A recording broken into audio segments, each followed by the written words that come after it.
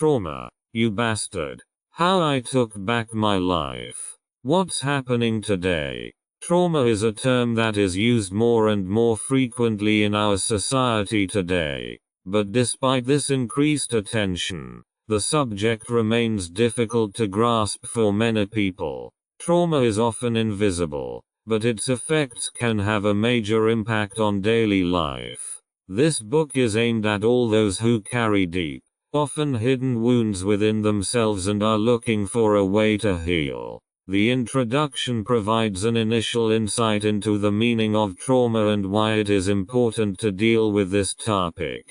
Many sufferers do not know that the pain and problems they experience on a daily basis are related to past traumatic experiences. Trauma manifests itself in various ways: psychological, physical and emotional, and it can limit life in many ways. The journey through this book will help you develop a deeper understanding of what trauma really is and how it affects you. We will not only look at the symptoms, but also the causes and the different ways to recognize and heal trauma. Experiencing trauma is a deeply personal process, and the ways in which people find healing are just as individual. This book serves as a guide on your personal journey to self-healing. The focus is on the importance of self-care and self-acceptance. You will learn how to treat yourself with care and give yourself the time you need for your healing process. This introduction is the first step on a path to more inner peace and strength. It will be a path that begins with pain but ends with hope and renewal. Basic knowledge of trauma. Trauma is a complex and multifaceted issue that reaches deep into the psychological and physical realms of human experience. There is no simple or universal definition of trauma, as it can be experienced both individually and collectively. For most people, trauma is a profound, often overwhelming event that impairs the ability to function in a normal way. This chapter is intended to provide basic knowledge about the nature of trauma and to provide an initial insight into the different forms of trauma and their effects. What is trauma? Trauma can be defined as a deep psychological injury caused by an overwhelming event or series of events. It is a response to an extreme threat or stressful situation that overwhelms a person's usual coping mechanisms. When a person is confronted with an event that threatens their psychological or physical integrity, trauma can result. The special thing about trauma is that it does not only affect the moment of the experience, but often has long-term effects on the person affected. Trauma leaves traces that can remain for years or even decades. The symptoms are varied and can affect both mental health, for example, depression, anxiety, and the body, for example, chronic pain, sleep disorders. Trauma differs from ordinary stress reactions in its intensity and the individual's inability to process and cope with what has happened. A traumatic event can destroy the feeling of control over one's life and lead to a state of helplessness and despair. While some people can process a traumatic experience relatively quickly, others carry the emotional scars with them for a long time. Definition of trauma. At its core, trauma is a profound reaction to an experience that overwhelms the nervous system. It is a response to a threat so intense that the brain goes into survival mode. During this phase, the body switches to fight, flight, or freeze, with these responses often controlled unconsciously. Trauma occurs when the nervous system is no longer able to return to normal after a threat. It remains trapped in a state of hyperarousal or freeze. Psychologists and therapists often define trauma as a result of extreme stress that lies outside of normal human experience. Examples include natural disasters, serious accidents, physical or sexual abuse, war, or the loss of a loved one. But less obvious events can also have a traumatic effect, such as emotional neglect in childhood or chronic stressful situations in everyday life. The defining characteristic of a trauma is not necessarily the nature of the experience itself, but the individual's subjective reaction to it. What is traumatic for one person may be less stressful for another. This depends on various factors, such as individual resilience, previous life experiences, and support from the social environment. Different types of trauma. Trauma is a diverse and complex phenomenon that can be experienced in different ways. The classification of trauma helps to better understand the different forms and to develop individually adapted healing approaches. The type of trauma depends not only on the type of triggering event, but also on the duration, intensity, and the individual psychological and physical reactions of the affected person. In this section, the different types of trauma are presented in detail. Acute trauma. Acute trauma occurs as a result of a single overwhelming event. This event is usually unexpected and of such an intense nature that it overloads the nervous system and causes an extreme stress response. Acute trauma can be caused by, for example, serious car accidents, natural disasters, physical assaults, or sudden losses of loved ones. The reaction to acute trauma is often immediate and intense. Sufferers may feel shock, intense fear, helplessness, or disorientation. The symptoms of acute trauma can be varied and often include flashbacks, involuntary reliving of the traumatic event, nightmares, hypervigilance, heightened alertness, and emotional numbness. While many people return to normality relatively quickly after such an experience, for some, acute trauma can lead to long-term mental health problems, such as post-traumatic stress disorder (PTSD). Chronic trauma. Chronic trauma is caused by repeated or prolonged traumatic experiences. This type of trauma can last for weeks, months, or years, and often affects people who are constantly exposed to stressful situations. Examples of chronic trauma include ongoing emotional, physical or sexual abuse, domestic violence, childhood neglect, or repeated bullying. The effects of chronic trauma are often more profound than acute trauma because the body and mind remain in a continuous state of alert. This can lead to chronic anxiety, depression, sleep disturbances, and a permanent hyperarousal of the nervous system. Often, people with chronic trauma develop complex coping mechanisms to protect themselves, but in the long term this can lead to alienation from themselves and others. Relationships can be disrupted and trust in others and the world is often significantly impaired. Complex trauma. Complex trauma, also called developmental trauma, usually results from prolonged traumatic experiences that occur during early childhood, when the child's nervous system and emotional development are still being formed. It may include repeated abuse, neglect, emotional or physical violence. Complex trauma affects not only the nervous system, but also the way a person perceives the world, builds relationships, and copes with stress. People who were exposed to complex trauma in childhood often suffer from deep attachment disorders, difficulties in dealing with emotions, and impaired self-regulation. Since the trauma was experienced at a time when the personality was still malleable, the effects are often felt in all areas of life.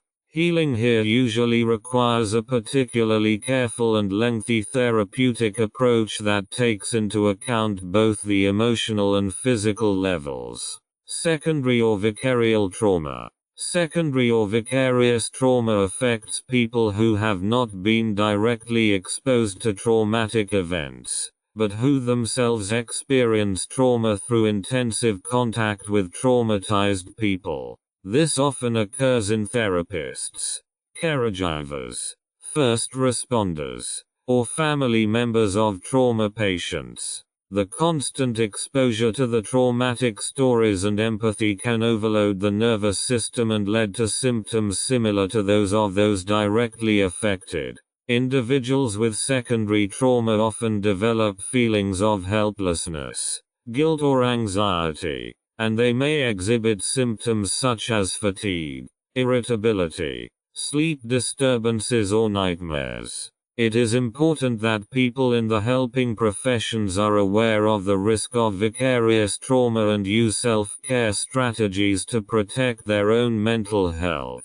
Developmental trauma. Developmental trauma is a specific form of complex trauma that occurs in the first years of life and is based on repeated negative experiences or emotional neglect. This form of trauma can arise when a child grows up in an environment where basic emotional needs are not met, whether through physical violence, emotional abuse, or the inability of parents to provide a secure and loving attachment. The consequences of developmental trauma are profound and long-lasting. Children growing up in such environments often have difficulty forming secure attachments, develop trust issues, and often suffer from depression, anxiety disorders, and problems with emotion regulation later in life. Developmental trauma impacts the child's physical and psychological development and can greatly influence their personality, self-esteem, and relationships with others. Collective trauma.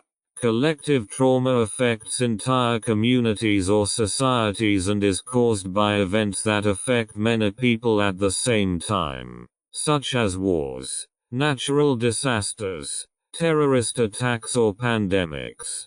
Collective trauma often has long-term effects on social and cultural identity and can be passed on across generations. Such traumas affect not only individuals, but also the structures and values of societies and shape collective memory. Examples of collective trauma include the Holocaust, the 11th of September, or the COVID-19 pandemic. Such events not only generate individual suffering, but also led to a sense of collective grief, loss, and uncertainty. Healing from collective trauma often requires a community effort and conscious processing of the events through rituals, remembrance, and open discussions.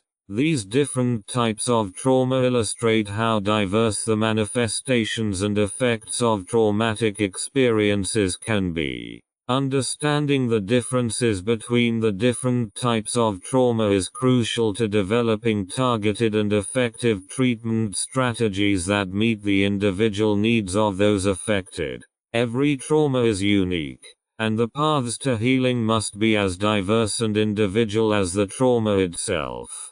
Causes and forms of trauma. Trauma occurs due to a variety of causes that vary in their origin and in the way they affect the individual. Essentially, trauma is a response to an overwhelming experience that overwhelms the individual's coping mechanisms.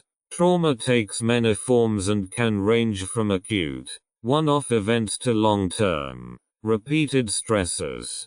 To better understand how trauma occurs and develops, it is important to examine the differences between acute and chronic trauma, as well as the role of psychological and physical factors. Acute and chronic trauma. Acute trauma is caused by one-off, sudden and intense events that shock and emotionally overwhelm the individual. These traumatic events occur unexpectedly and cause the affected person to enter a state of shock, fear or panic. Typical examples of acute trauma are natural disasters, earthquakes, floods, serious accidents, physical or sexual assaults and the sudden death of loved ones. The main characteristics of acute trauma are the immediate reaction to the event, which is often accompanied by intense feelings of helplessness and loss of control. Sufferers often experience flashbacks or nightmares in which they relive the event over and over again. Although reactions to acute trauma are usually immediate and intense, they can also manifest themselves in the long term and, in some cases, lead to post-traumatic stress disorder (PTSD). Healing from acute trauma often requires targeted therapeutic interventions that focus on processing the specific event. Chronic trauma, on the other hand, results from long-term or repeated traumatic experiences. This type of trauma often occurs in situations where a person is exposed to extreme stressors over a long period of time, such as domestic violence, emotional or physical abuse, neglect, war experiences, or bullying. Chronic trauma is more complex than acute trauma because it develops over a longer period of time and penetrates deep into the psyche of the affected person. People exposed to chronic trauma often live in a constant state of fear and uncertainty, resulting in a persistent feeling of threat and helplessness. Unlike acute trauma, where the event can be clearly delineated and identified, chronic trauma is more subtle and deep-rooted. Symptoms can range from constant over-arousal, hypervigilance, to emotional numbness to difficulties in interpersonal relationships. Chronic trauma usually requires intensive and long-term therapy that focuses on restoring the sufferer's sense of security and control in their life. Psychological and physical factors. The development and processing of trauma is influenced by both psychological and physical factors. These factors determine how strongly an individual reacts to a traumatic event and how well he or she is able to process and cope with what he or she has experienced. Psychological factors refer to the emotional and cognitive mechanisms that influence how a person responds to a traumatic event. These include resilience. A person's ability to recover after a traumatic event depends heavily on their resilience. Resilient people are often able to respond to traumatic experiences more quickly and effectively and restore their emotional balance. Resilience is influenced by various factors, including previous life experiences, the presence of social support, and personal coping strategies. Childhood attachment experiences. The bonds a person forms with their parents or caregivers in early childhood play a critical role in developing the ability to cope with trauma. Securely attached children who grow up in loving and supportive environments often develop stronger psychological defenses against stress and trauma. Insecure or disturbed attachments, on the other hand, can make a person more vulnerable to the effects of traumatic experiences. Previous traumatic experiences. People who have experienced trauma in the past are often more vulnerable to recurrent traumatic reactions. This is because repeated trauma can trap the nervous system in a state of chronic hyperarousal, making it difficult to cope with new stressors. Physical factors also influence how trauma is experienced and processed. These include biological responses to stress. When a person experiences a traumatic event, the autonomic nervous system is activated, resulting in a fight, flight, or freeze response. During this phase, stress hormones such as adrenaline and cortisol are released, preparing the body for the threat. After the event, the body should be able to return to a normal state. In trauma, this process can be disrupted, causing the body to remain in a constant state of alert. Genetic predispositions. There is evidence that some people may be genetically more vulnerable to developing trauma and post-traumatic stress disorder. This genetic predisposition may affect how the brain responds to stress and how effectively it processes traumatic memories. Physical health. An individual's overall health can also influence how they respond to trauma. People who already have chronic physical illnesses may have fewer resources to cope with additional stress, making them more vulnerable to developing trauma. The combination of psychological and physical factors ultimately determines how a person experiences trauma and how well they are able to recover from it. Acute and chronic trauma differ in how they develop and what their effects are, but both can have a profound impact on a person's life. Understanding these factors is critical to developing individually tailored healing approaches that address both the emotional and physical aspects of trauma. By understanding the causes and forms of trauma, as well as the psychological and physical factors that play a role, it becomes possible to find ways to heal and help those affected regain their quality of life. How trauma affects the body and mind. Trauma not only leaves emotional and psychological scars, but also has a profound effect on the body. It is a physical and mental response to extreme stressors that can overwhelm the nervous system and lead to persistent dysregulation. The effects of trauma on the body and mind are closely linked, as both are inextricably linked in processing and responding to stressful experiences. This chapter examines how trauma affects the body and mind, focusing on the role of the nervous system and the long-term effects on the psyche. The role of the nervous system. The nervous system plays a central role in how trauma is processed and experienced. It responds to threats through a complex cascade of physiological and hormonal reactions that prepare the body for a fight, flight, or freeze response. This process is primarily controlled by the autonomic nervous system, which consists of two main parts: the sympathetic and parasympathetic nervous systems. Sympathetic nervous system. Fight or flight response. When a person is confronted with a traumatic event, the sympathetic nervous system activates the fight or flight response. The heart beats faster, breathing accelerates, and stress hormones such as adrenaline and cortisol are released. These responses prepare the body to either confront the threat, fight, or escape flight. During this phase, all of the body's energy is mobilized to ensure survival. This response is normal in itself and essential for survival.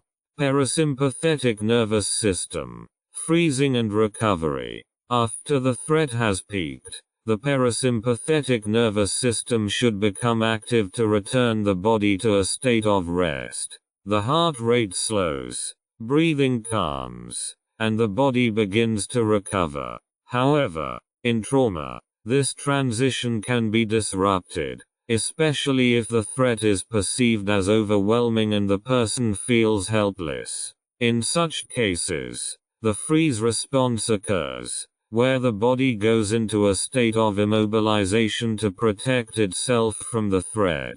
This can cause the body to remain in a chronic state of hyperarousal or torpor. Trauma affects the nervous system in ways that can cause the natural balance between the sympathetic and parasympathetic nervous systems to be disrupted.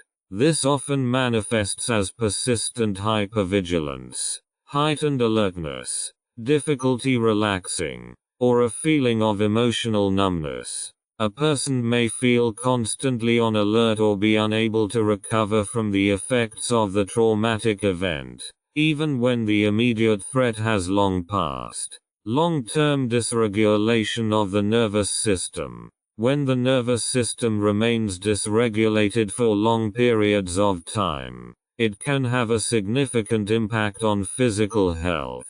Chronic stress can lead to increased cortisol secretion, which weakens the immune system and can lead to inflammation, cardiovascular disease, and other health problems. The body is in a constant state of tension, which hinders healing processes and affects overall well-being. Long-term effects on the psyche. In addition to the physical effects, trauma has profound and often long-term effects on the psyche. These can manifest themselves in a variety of mental disorders and behavioral patterns that significantly affect daily life. The most common psychological consequences of trauma are post-traumatic stress disorder (PTSD). PTSD is one of the best known and most researched consequences of trauma. People suffering from PTSD experience intense flashbacks, nightmares and uncontrollable thoughts about the traumatic event.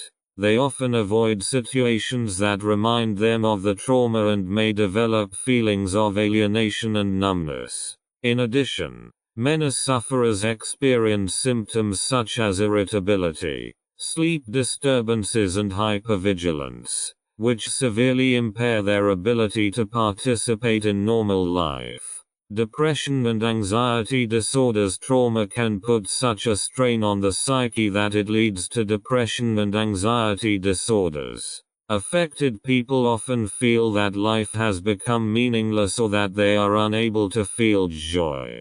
They struggle with persistent feelings of sadness, hopelessness and lack of self-esteem. These mental disorders can also be exacerbated by the constant fear of repeating the traumatic experience. Dissociation and emotional numbness. Many people who have experienced trauma develop dissociative symptoms. This means that they feel alienated from their surroundings, their feelings, or even their body. Dissociation is a protective mechanism of the brain to distance itself from overwhelming emotions. Although this serves as a survival strategy in the short term, in the long term it can lead to emotional numbness, where the person has difficulty responding to emotional stimuli or establishing genuine closeness with other people. Relationship problems. Trauma also affects the way people perceive and shape relationships.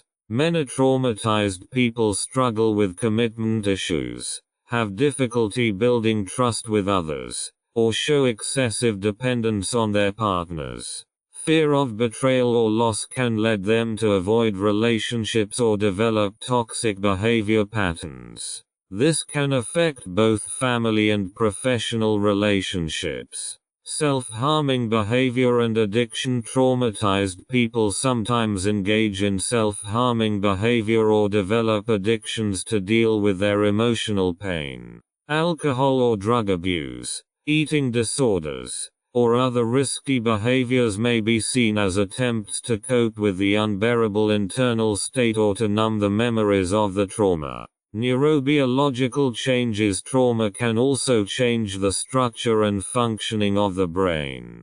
Brain scans of traumatized individuals often show changes in areas responsible for emotion regulation, memory and decision-making. The hippocampus, which plays a key role in memory and processing emotions, can be damaged in traumatized individuals.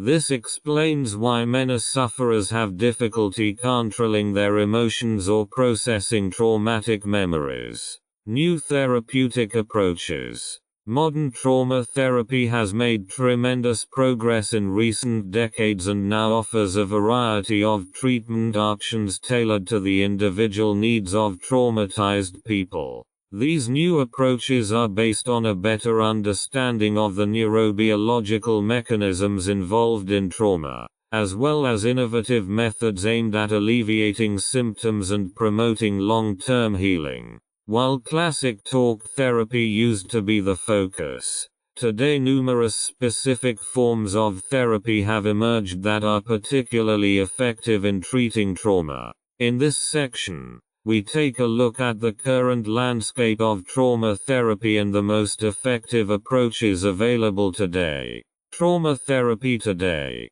Trauma therapy has evolved from a purely psychological approach to a more holistic model that takes into account both the body and the mind. This change is the result of new insights into the way trauma is stored in the body and how it affects neurological processes. Today, many therapists recognize that trauma is not only psychological but also physical, and that purely cognitive therapy is often not enough to process deep-seated traumatic experiences. Therefore, modern therapy approaches often include body-oriented and integrative techniques that calm the nervous system and promote self-regulation. Basic principles of today's trauma therapy. Creating safety. One of the first steps in trauma therapy is to create a sense of safety for the patient. This is done by building a trusting therapeutic relationship in which the patient feels protected and supported. Safety is the foundation on which all further therapeutic interventions are built.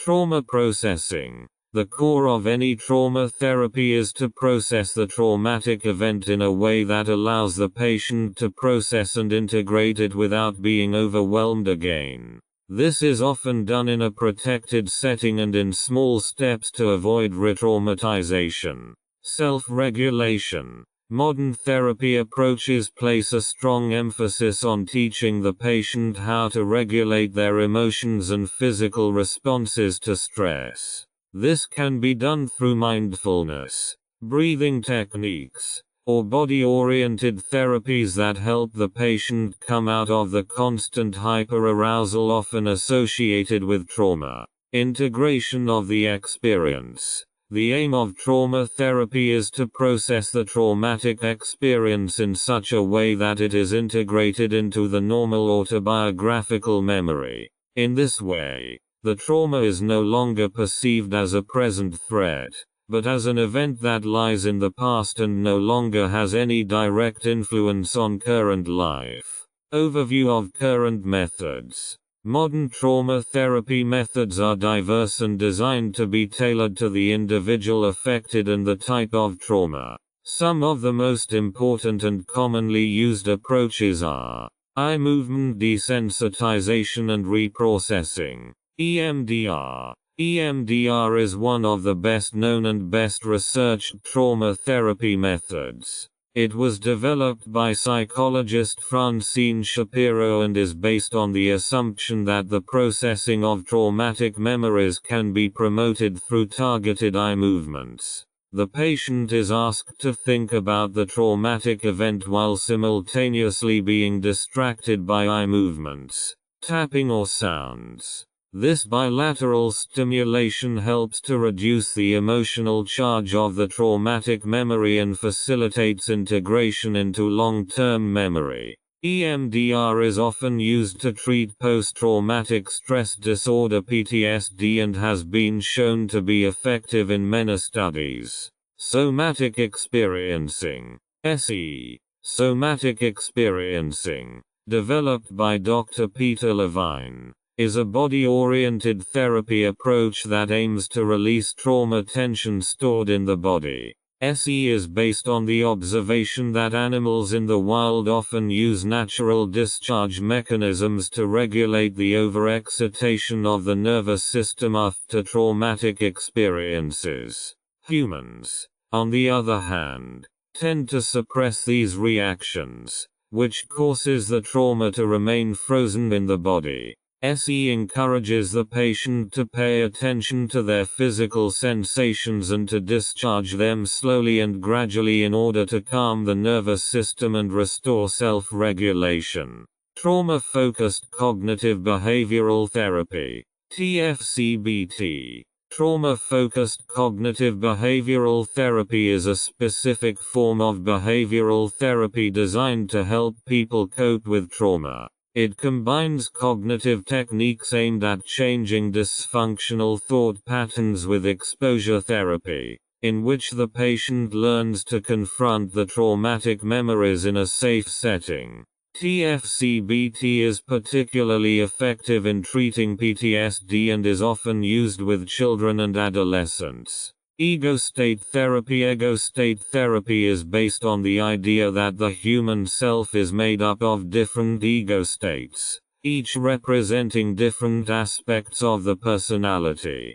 Trauma can cause certain ego states to become split off or suppressed, leading to inner conflict. In ego state therapy, the patient learns to identify and integrate these different ego states, restoring a sense of wholeness and coherence. Narrative exposure therapy, NET.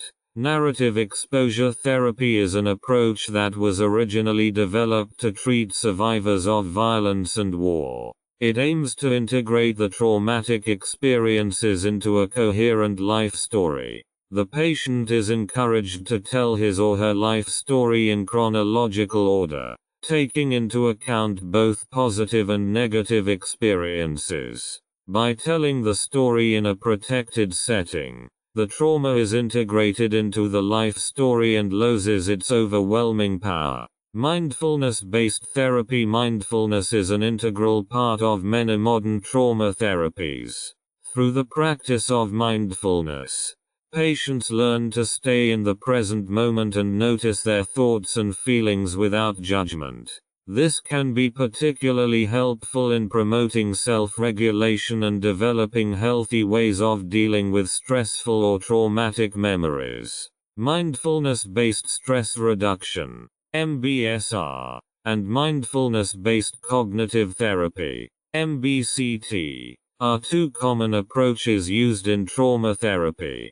Conclusion. Today's trauma therapy offers a variety of methods tailored to the individual needs and traumas of those affected, from EMDR to somatic approaches to cognitive and narrative therapies. Many of these approaches have proven effective in helping people process their traumatic experiences and regain a sense of control over their lives. It is important that the therapy approach is carefully selected and tailored to the individual's specific symptoms and needs to support the healing process. Modern trauma therapy recognizes the complexity of trauma and takes into account both the psychological and physical effects in order to support the patient in a holistic way. Advances in trauma research. Research into trauma has made significant progress in recent decades, which has significantly increased our understanding of the effects of trauma on the body and mind, as well as effective treatment methods.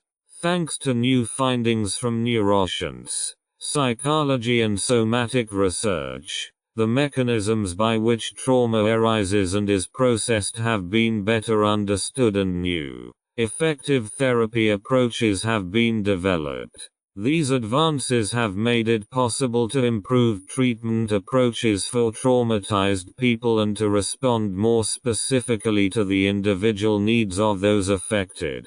Advances in neuroscientific trauma research. One of the greatest discoveries in trauma research in recent times is the understanding of the role of the nervous system and the brain in processing trauma. Trauma used to be viewed primarily as a psychological problem that needed to be treated through cognitive therapy and talk therapy. Today we know that trauma is deeply rooted in the nervous system and that the brain is profoundly affected by traumatic experiences. The role of the amygdala and hippocampus. Studies have shown that the amygdala, the area of the brain responsible for processing emotions and fear, can be overactive in traumatized people. This causes traumatic memories to penetrate consciousness more intensely and for longer. The hippocampus, which is responsible for memory, often shows abnormalities in traumatized people that can lead to traumatic memories not being correctly integrated into autobiographical memory. This research has helped to develop new approaches that take into account not only the cognitive aspects of trauma, but also the neurobiological changes. The polyvagal theory. Another significant advance in trauma research is the development of the polyvagal theory by Dr. Stephen Porges. This theory describes how the autonomic nervous system responds to threats and how different neural circuits are activated to control protective strategies such as fight, flight, or freeze. The polyvagal theory has shown that traumatized people are often stuck in a state of chronic hyperarousal or freeze, and that nervous system regulation plays a critical role in healing from trauma. The importance of somatic approaches. The realization that trauma is also stored in the body has led to the development of body-oriented approaches such as somatic experiencing and body psychotherapy. These therapies aim to release tension stored in the body and calm the nervous system. Neuroscientific studies support these approaches by showing that physical interventions can help regulate the nervous system and reduce the traumatic response.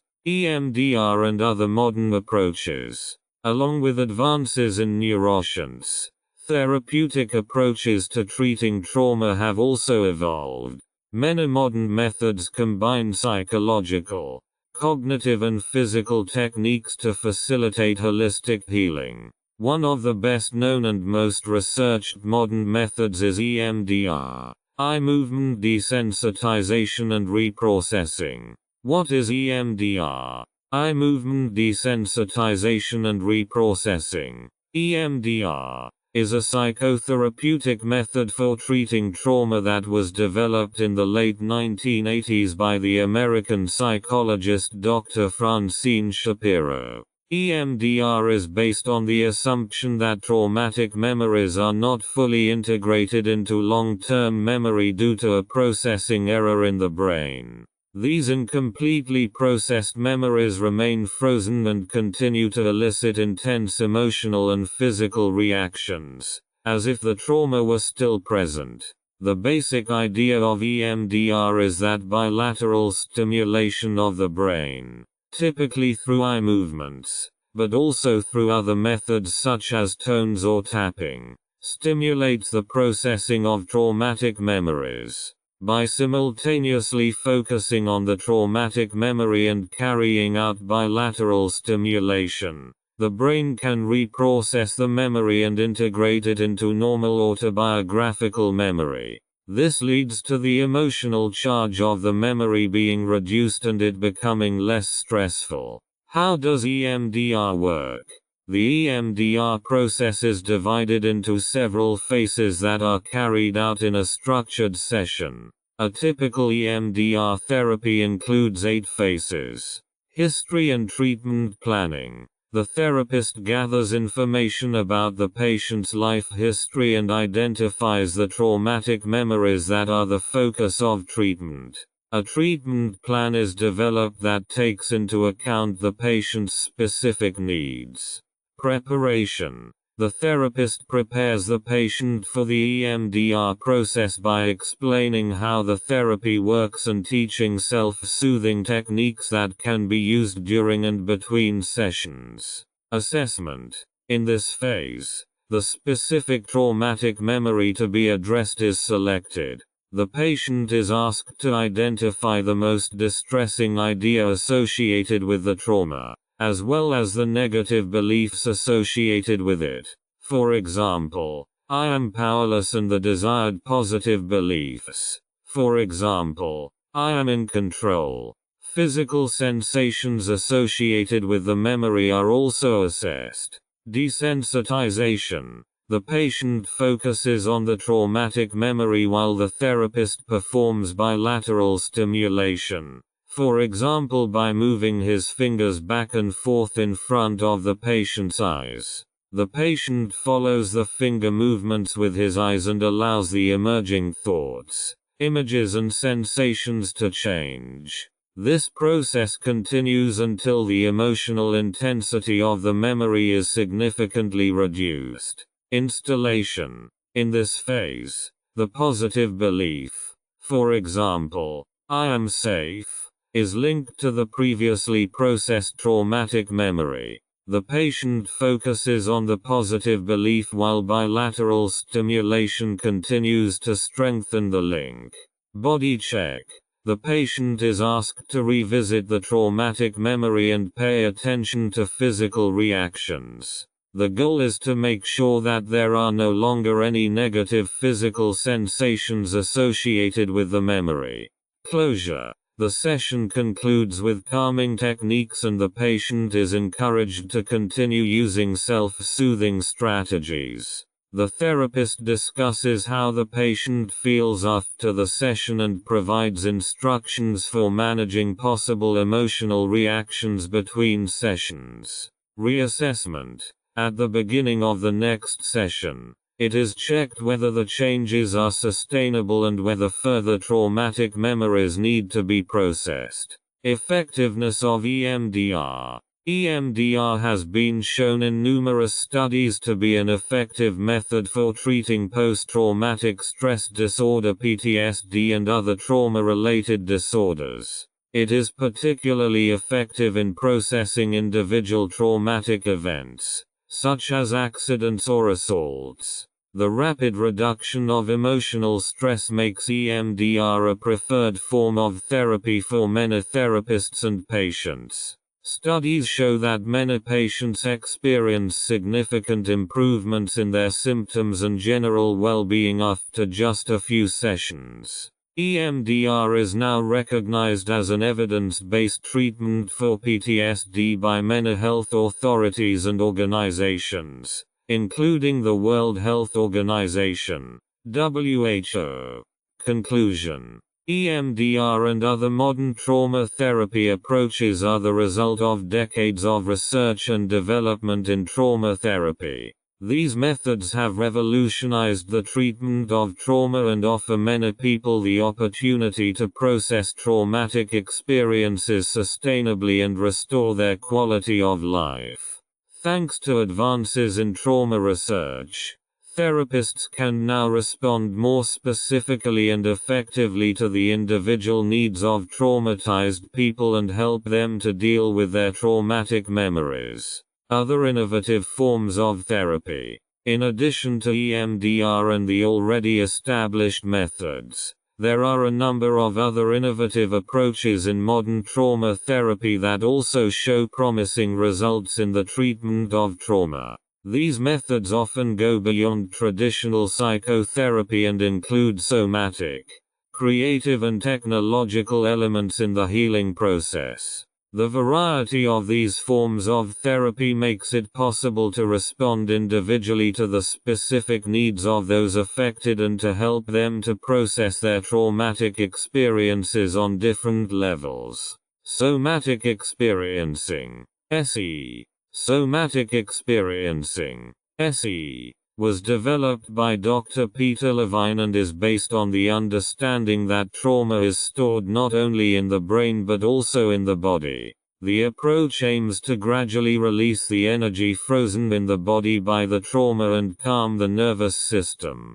This is achieved by working with the patient's physical sensations, focusing on the slow and mindful discharge of tensions created by the trauma. SE differs from many other forms of therapy in that it does not focus directly on the traumatic event, but on the physical reactions it has provoked. The therapist helps the patient to regain contact with their own physical sensations and to regulate them without overwhelming them. In this way, the nervous system is gradually released from the state of overarousal and the body's self-healing powers can be activated.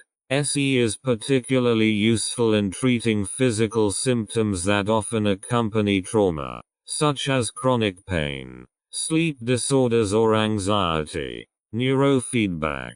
Neurofeedback is an innovative, technology-based therapy that aims to regulate and normalize brain activity. This method is based on the idea that trauma and stress can put the brain into a dysfunctional state, leading to symptoms such as hypervigilance, sleep disturbances, anxiety, and depression. Neurofeedback helps retrain the brain by giving the patient real-time information about their brainwave activity. During a neurofeedback session, The patient is connected to electrodes that measure brain activity and transmit it to a screen. The patient receives visual or auditory feedback when their brain shows certain patterns that indicate relaxation and self-regulation. Through regular training, the brain learns to stabilize these healthy patterns, which can lead to a reduction in trauma-related symptoms in the long term. Neurofeedback is particularly effective in treating PTSD and can also be used for anxiety disorders and depression. Trauma-focused hypnotherapy. Trauma-focused hypnotherapy combines classical hypnosis with modern trauma therapeutic approaches to process deep-seated traumatic memories. Hypnotherapy uses the patient's trance-like state to facilitate access to unconscious memories and emotions.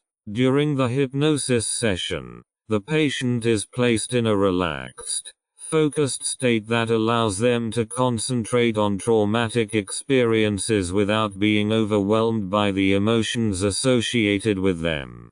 Hypnotherapy provides a safe environment in which the patient can process and reinterpret difficult memories under the guidance of the therapist. This technique can be particularly helpful in integrating deeply rooted traumatic experiences and releasing emotional blocks that often unconsciously affect daily life. By working specifically with the subconscious, hypnotherapy can enable trauma to be processed more quickly and effectively than conventional talk therapies. Prolonged exposure therapy, PEI. Prolonged exposure therapy, PEI, is a specific form of behavioral therapy developed to treat PTSD. The approach is based on the assumption that avoidance of traumatic memories and situations that remind of the trauma contribute to the maintenance of symptoms. PEI helps patients repeatedly and in a controlled manner confront the memories of the trauma until the emotional reaction to it subsides. In a typical PEI session, the patient recounts the traumatic event in detail over and over again while the therapist guides them through the process and helps them process the fears and emotions associated with it. Through repeated exposure to the memories, the patient can learn that these thoughts and memories no longer pose a real threat. PEI has been shown to be very effective in treating PTSD. But it requires a great deal of courage and commitment on the part of the patient, as confronting the trauma directly often presents emotional challenges. EMDR-based virtual reality therapy, VRET. One of the latest developments in trauma therapy is the combination of virtual reality, VR, with EMDR-like techniques. Virtual reality exposure therapy, VRET, uses computer-generated environments to place patients in safe but realistic simulations of traumatic experiences. This allows them to confront the memories and triggers in a controlled and safe environment. When combined with EMDR techniques, VR therapy can help intensify bilateral stimulation and support the processing of traumatic memories. Patients experience their traumatic memories in an immersive VR environment while following the therapist's instructions to desensitize the emotional response. This method is still relatively new but has great potential, especially in treating trauma victims who have difficulty engaging with traditional exposure methods.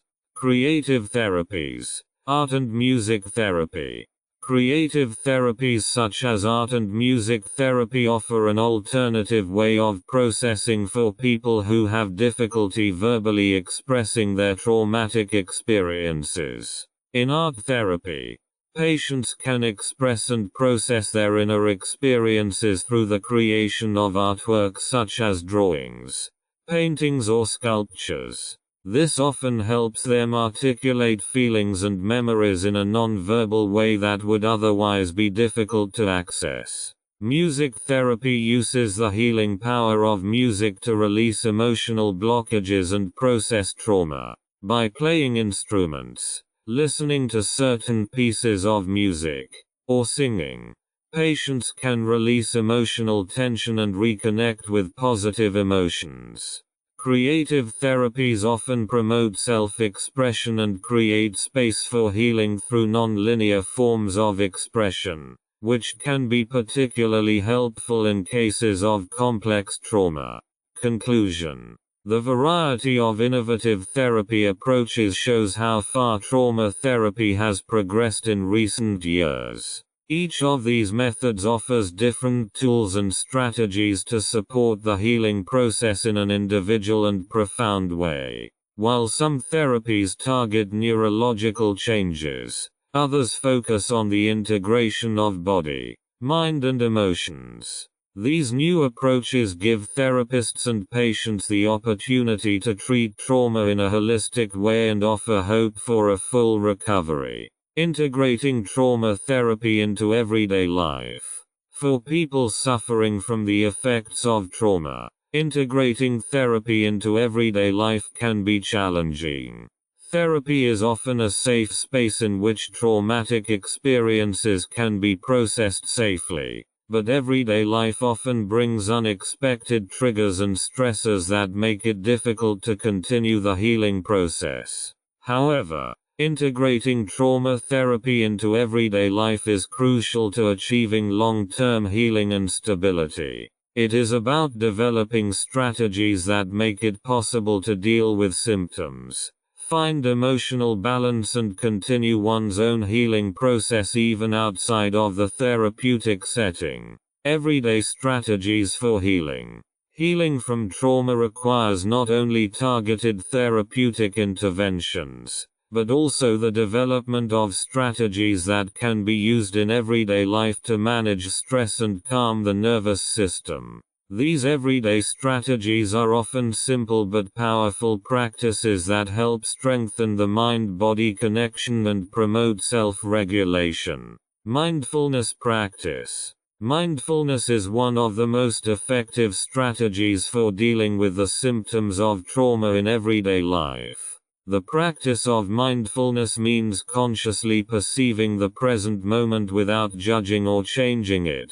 For traumatized people, mindfulness can be a valuable method of distancing oneself from the overwhelming emotions and thoughts that are often associated with the trauma. Regular mindfulness exercises, such as breathing meditations or body awareness exercises, body scan, help to calm the nervous system and center the mind.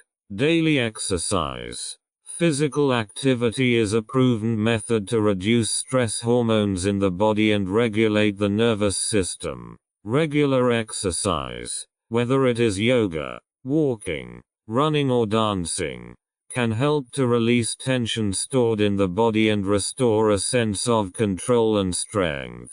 It is particularly important that the exercise is enjoyable and not perceived as a chore. Body-oriented exercises that consciously target the body's sense of well-being, such as yoga or tai chi, can be particularly healing. Structure and routine.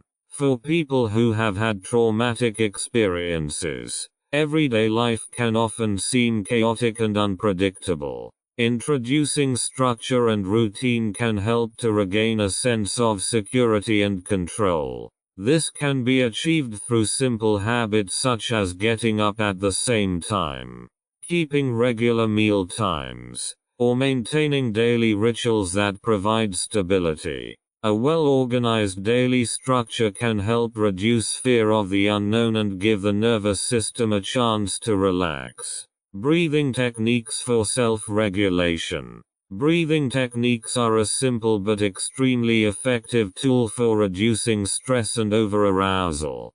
Consciously directing your breathing can help calm the nervous system and regulate the body's responses to stress. A popular technique is the 4-7-8 breathing pattern, which involves breathing in for 4 seconds, holding your breath for 7 seconds, and then breathing out for 8 seconds. This method can help you quickly calm down in stressful moments. Self-care rituals. Self-care is a central part of healing from trauma. Regular self-care rituals, such as taking a warm bath, reading a book, listening to calming music or pursuing a hobby, are crucial to regularly taking time for yourself and promoting your own well-being.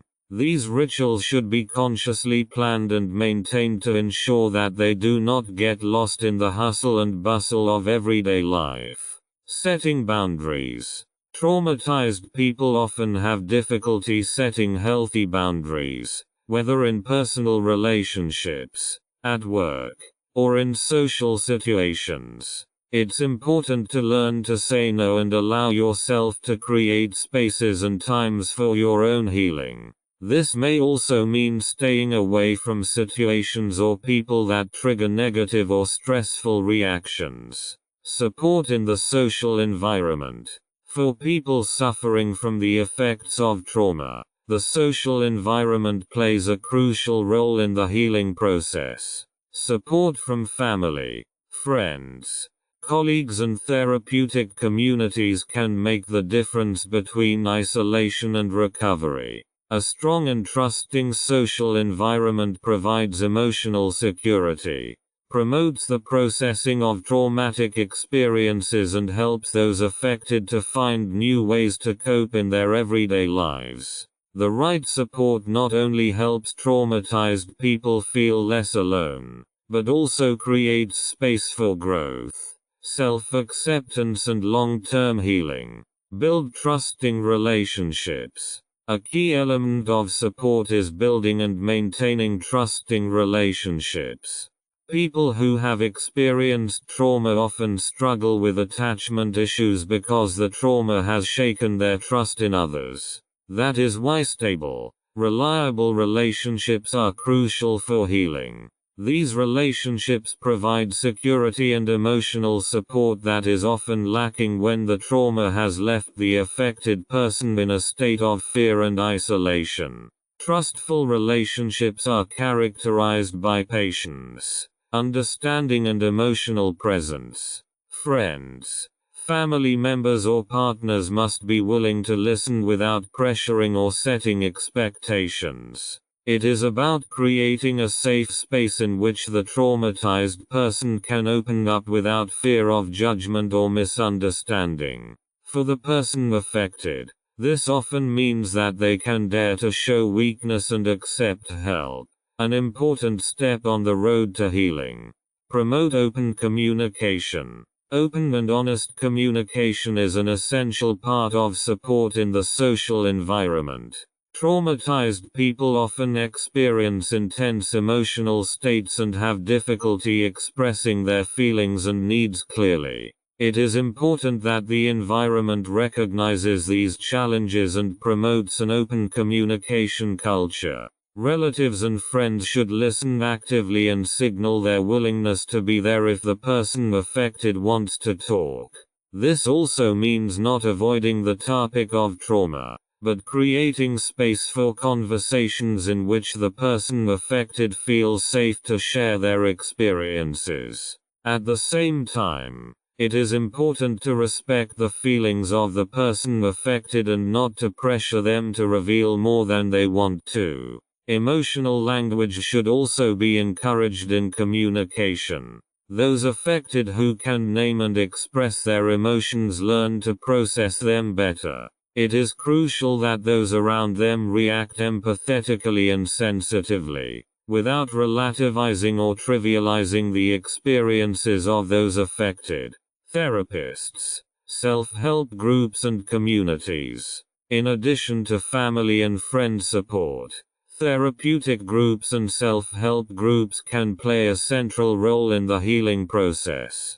These groups offer those affected the opportunity to talk to other people who have had similar experiences. Talking within a group can be particularly healing because it shows that you are not alone. Talking and listening together with other traumatized people strengthens the feeling of togetherness and helps to process traumatic experiences. Self-help groups offer a safe space in which participants can tell their stories and learn from others' coping strategies.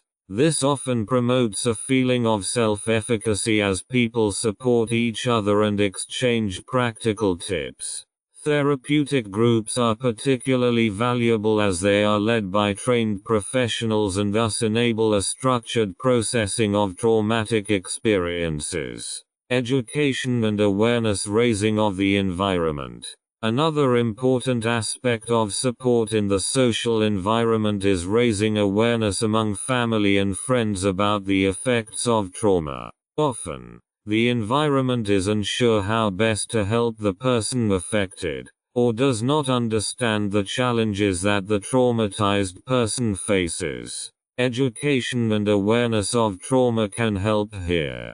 By raising awareness of the symptoms and behaviors triggered by trauma, friends and family can better respond to the needs of the person affected. This can be done through literature, discussions with therapists, or attending information events. If those around the person understand that certain behaviors of the person affected, such as withdrawal, irritability, or anxiety, are normal reactions to trauma, they can better respond to these and support the person affected without creating additional pressure or misunderstanding. Supportive rituals and shared activities. Rituals and shared activities can play an important role in rebuilding trust and security. Regular, committed shared times or activities such as eating together, going for walks, doing yoga, or creative projects offer the affected person the opportunity to move within a stable and safe framework.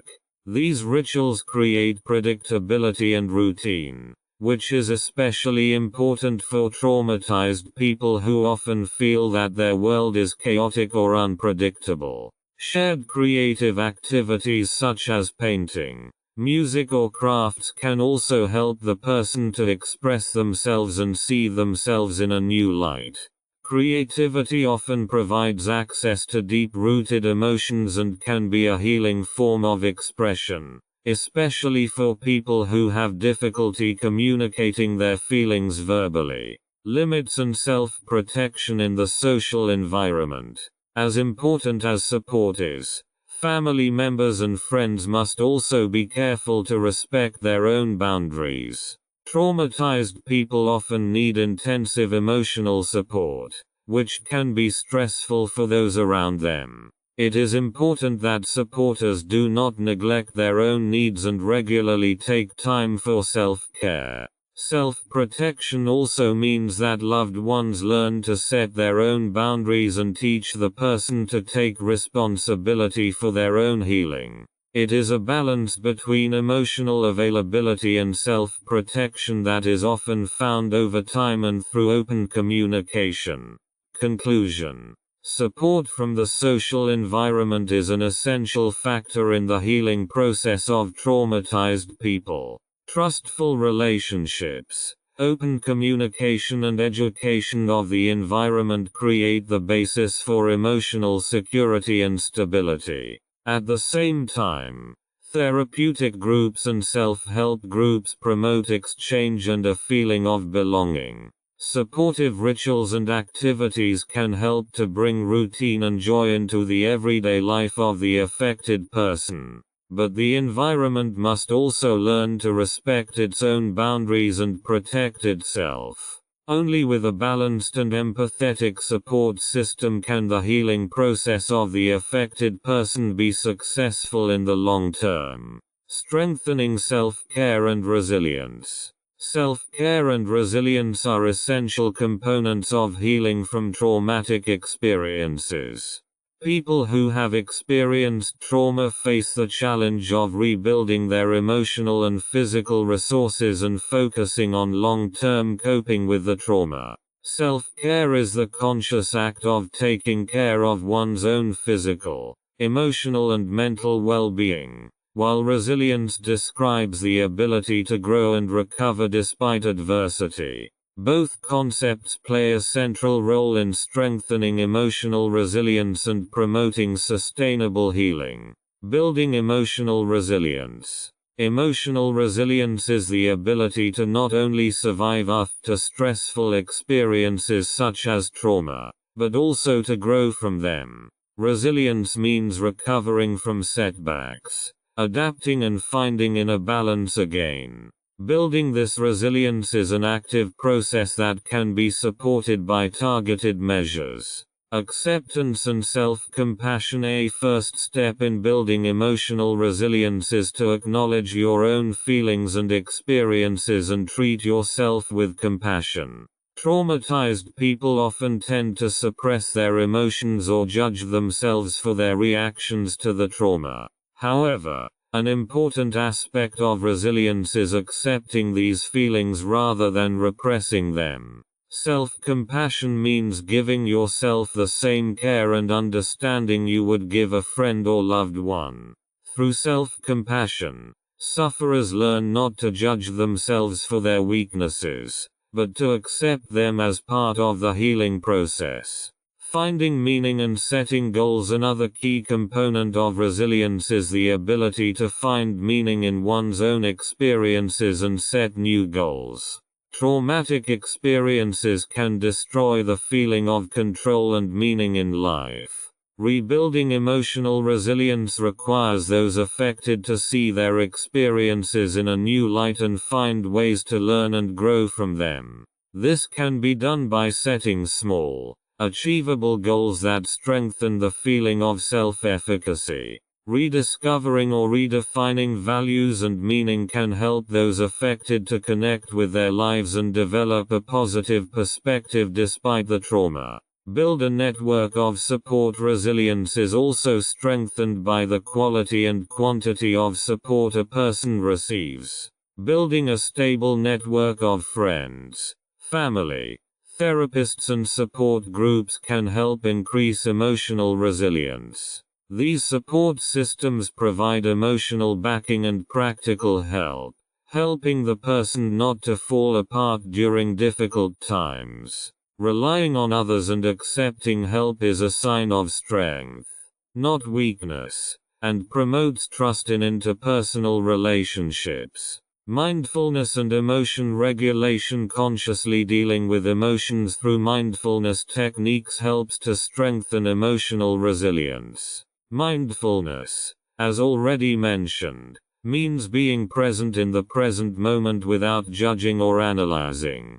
This practice enables traumatized people to break negative thought patterns and focus on the immediate experience. By promoting mindfulness, those affected learn to perceive and regulate their emotions without being overwhelmed by them.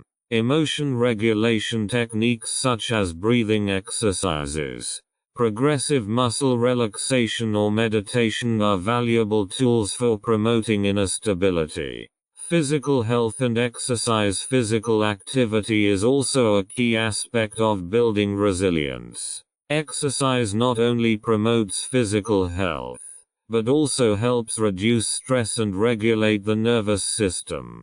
Regular physical activity such as yoga, dancing, running or swimming supports resilience by increasing energy levels and promoting well-being. Sport can also build self-confidence and give you a feeling of being in control of your body and your abilities. Develop self-care routines.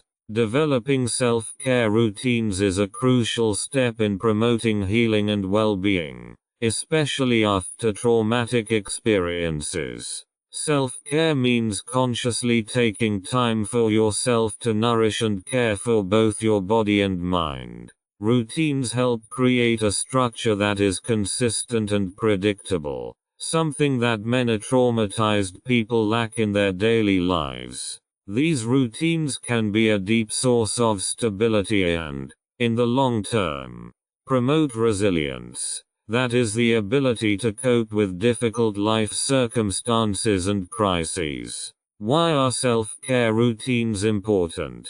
People who have experienced trauma often lose a sense of control over their own lives. Self-care routines offer a way to gradually regain that control and create a secure foundation from which to move forward. Regular self-care helps reduce stress, calm the body, and clear the mind. It also builds self-esteem and promotes self-acceptance by signaling to yourself that you are worthy of being treated well. Self-care routines have both short-term and long-term benefits. In the short term, they help reduce stress and calm the nervous system by creating space for relaxation and regeneration. In the long term, they build resilience and emotional toughness as they reinforce healthy habits that provide stability even in difficult times. Developing self-care routines. Steps to implementation. Building self-care routines requires planning and reflection. It's about making conscious choices about how you take care of yourself on a daily basis and incorporating those choices into your daily routine. Here are some steps to develop healthy self-care routines. Recognizing and prioritizing needs. The first step is to recognize your own needs. What do you need physically, emotionally and mentally to feel good? Needs can relate to different areas of life, such as nutrition, exercise, sleep, social connections or creativity. It is important to take time regularly to ask yourself these questions and consciously reflect on your own needs. Example: maybe you notice that you haven't slept much lately and feel exhausted. Your body is telling you that it needs more rest and relaxation. Or you notice that you are emotionally drained and are looking for ways to bring yourself more joy or relaxation. Set small, achievable goals. The next step is to set small,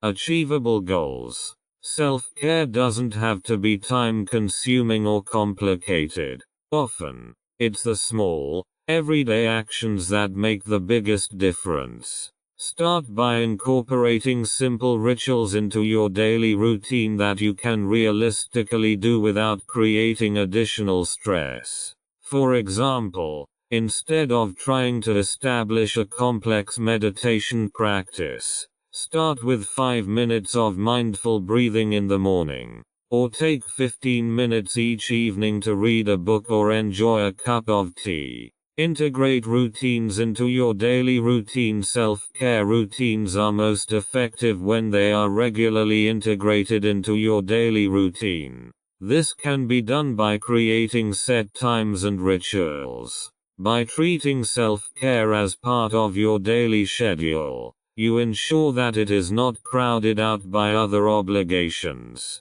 For example, set aside 10 minutes each morning when you wake up for a quick stretching routine. Or take time each night before you go to bed to do a reflection exercise in which you write down 3 things you are grateful for. Variety and flexibility in routines. While routine provides stability, it is also important to remain flexible and not put pressure on yourself when needs change. Self-care should not be a rigid plan, but should adapt to your current well-being and life circumstances. It can be helpful to have several self-care options to choose from depending on how you feel on the day. For example, if you're feeling tired one day, a relaxing bath or a quick nap might be a good self-care activity. On another day when you have more energy, you might opt for a walk or a yoga session. Setting and respecting boundaries. An important aspect of self-care is setting boundaries. This means saying no when you are overwhelmed and consciously protecting your time and energy. It is important to know and respect your own boundaries to avoid overload. For example, you could decide to have a digital-free evening once a week where you don't check emails or use social media to consciously distance yourself from external stressors. Evaluate and adapt self-care. Self-care is a dynamic process that can change over time. It is helpful to regularly evaluate whether routines still make sense or need to be adjusted. Sometimes certain rituals no longer work as well as they did in the beginning, and it is important to find new ways to take care of yourself. For example, you may have initially enjoyed daily walks, but now you realize you need variety. In this case, you could incorporate another physical activity, such as dancing or swimming, into your routine instead of walking. Examples of self-care routines. Self-care can take many forms, depending on what works for the individual. Here are some examples of self-care routines that are easy to incorporate into your daily routine. Morning mindfulness routine. Start the day with a short meditation or breathing exercise to clear your mind and prepare for the day. Daily exercise. Whether it's a short walk, a yoga session or a workout, regular exercise is important to keep the body healthy and reduce stress. Regular meal times. Make sure you eat regular and balanced meals. Plan conscious breaks to enjoy your meals in peace. Sleep hygiene. Establish an evening routine that helps you sleep better, such as reducing screen time before bed or drinking a calming tea. Daily gratitude journal. Take a few minutes each day to write down 3 things you are grateful for. This helps keep your focus on the positive. Digital detox. Schedule regular breaks from digital media to focus on yourself and avoid mental overload. Self-reflection. Spend regular time on self-reflection, such as through journaling or talking with trusted people to help you manage emotional challenges. Conclusion. Developing self-care routines is an ongoing process that requires patience and attention. However, creating stable and flexible self-care practices can be an immense support to promote the healing process after trauma and build resilience. By consciously taking time to care for yourself every day, you lay the foundation for long-term emotional and physical well-being. Exercises for healing and coping. Mindfulness and meditation are powerful tools that can help heal and cope with traumatic experiences. Both practices allow the person to focus on the present moment rather than dwelling on the past or being overwhelmed by fear of the future.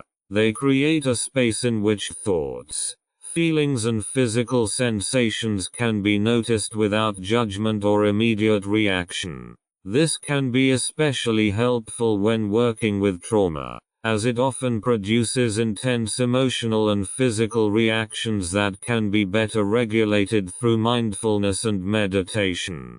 The importance of mindfulness in trauma healing. Mindfulness means engaging with the present moment in a conscious and non-judgmental way. It promotes a mindset of acceptance and observation, which helps traumatized people learn to notice their reactions to memories and stressors without being overwhelmed by them. The goal is not to avoid or suppress unpleasant feelings, but to view them with compassion and acceptance, which can lead to relief in the long term.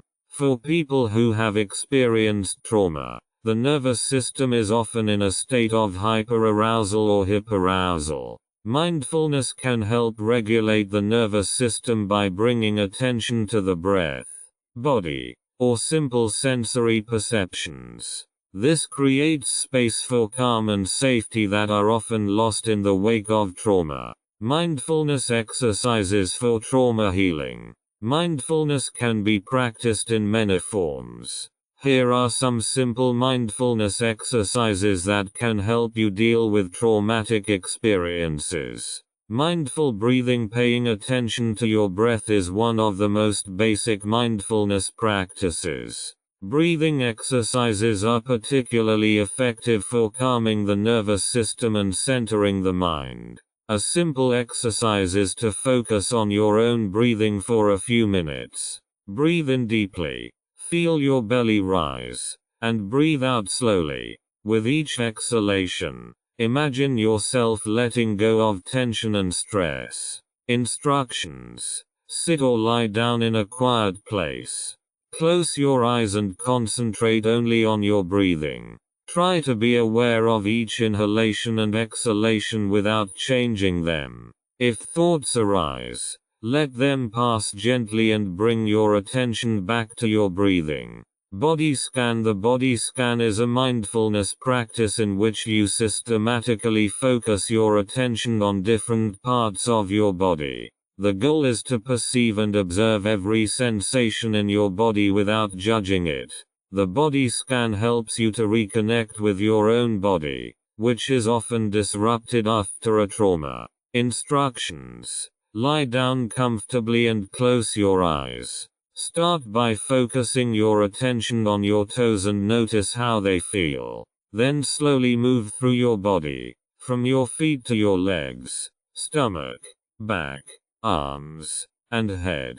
For each part of your body that you focus your attention on, try to simply notice how it feels, warm, cold, relaxed or tense, without trying to change anything. Mindful movement. Mindfulness does not only have to be practiced while sitting or lying down. Mindful movements, such as slow walking or yoga, can help you feel safe in your own body. These exercises promote physical self-awareness and help to release tension in the body. Instructions. Mindful walking involves focusing on each step. Notice the feeling of your feet touching the ground and the movement of your legs as you walk. Try to be fully present and aware of each step. This helps to calm the mind and strengthen the connection with the body. Meditation to cope with trauma. Meditation is a practice that aims to calm the mind and achieve inner clarity. For people who have experienced trauma, meditation can be particularly useful in creating distance from distressing thoughts and emotions and entering a state of inner calm. There are many different forms of meditation that can be helpful for working with trauma. Guided meditations. Guided meditations are a great option for people who are new to meditation or who have trouble concentrating. In guided meditations, a voice guides the meditator through the practice, which can help focus the mind and create a safe environment. Instructions. There are numerous apps and online resources that offer guided meditations. Choose a meditation that is specifically geared toward healing, self-care, or mindfulness. Sit comfortably, close your eyes, and follow the voice's instructions. These meditations can often help process difficult emotions by creating a calming and supportive atmosphere. Loving kindness meditation. Metta meditation. Loving kindness meditation, also called metta meditation, is a practice that cultivates feelings of compassion and love for oneself and others. It is especially useful for traumatized people who have difficulty feeling self-love and acceptance. Instructions. Sit in a comfortable position and close your eyes. Start by sending kind and loving wishes to yourself, such as, "May I be happy. May I be safe. May I live in peace." Repeat these phrases in your head a few times. Then you can direct these wishes to other people, first to loved ones, then to acquaintances, and finally to people you have difficulties with. This helps to develop feelings of compassion and acceptance and to mitigate negative emotions. Breathing meditation. Pranayama. Breathing meditation or pranayama techniques from the yoga tradition aim to regulate the breath and thereby calm the mind. These techniques are particularly helpful in reducing the emotional and physical tension often associated with traumatic memories. Instructions. A simple breathing meditation involves counting your breath. Breathe in deeply for a count of 4. Hold your breath for 4 seconds and then breathe out for 4 seconds. This method helps to focus the mind and calm the nervous system. Conclusion. Mindfulness and meditation are powerful practices that can help people recover from traumatic experiences and find new ways to manage their emotions and thoughts. By regularly incorporating these techniques into daily life, they can help calm the nervous system, improve emotional well-being, and develop a deeper sense of inner peace. Mindfulness and meditation provide a safe space where people can engage with their experiences while cultivating compassion and acceptance for themselves. Mindfulness and meditation. Mindfulness and meditation are proven methods that can be particularly helpful in dealing with the challenges of trauma. For traumatized people, they offer a way to stabilize oneself, heighten one's awareness, and support the healing process. These practices promote contact with the present moment and help calm the nervous system, which is especially important because traumatized people are often caught in a state of hyperarousal or paralysis. Basics of mindfulness. Mindfulness is the deliberate bringing of attention to the present moment without judging or changing it. This practice, which has roots in the Buddhist tradition, has been shown to be extremely effective in modern psychology and trauma therapy. Mindfulness helps observe thoughts, feelings, and physical sensations without becoming overwhelmed by them. This is especially helpful for people suffering from the after effects of trauma, as they often experience intense emotional and physical reactions. The practice of mindfulness involves cultivating a non-reactive state of awareness in which you simply notice your experiences without analyzing or judging them. Mindfulness creates space between perception and reaction to that perception. This space can help traumatized people feel safer in their bodies and find better ways to deal with stressful or distressing memories. The basic principles of mindfulness.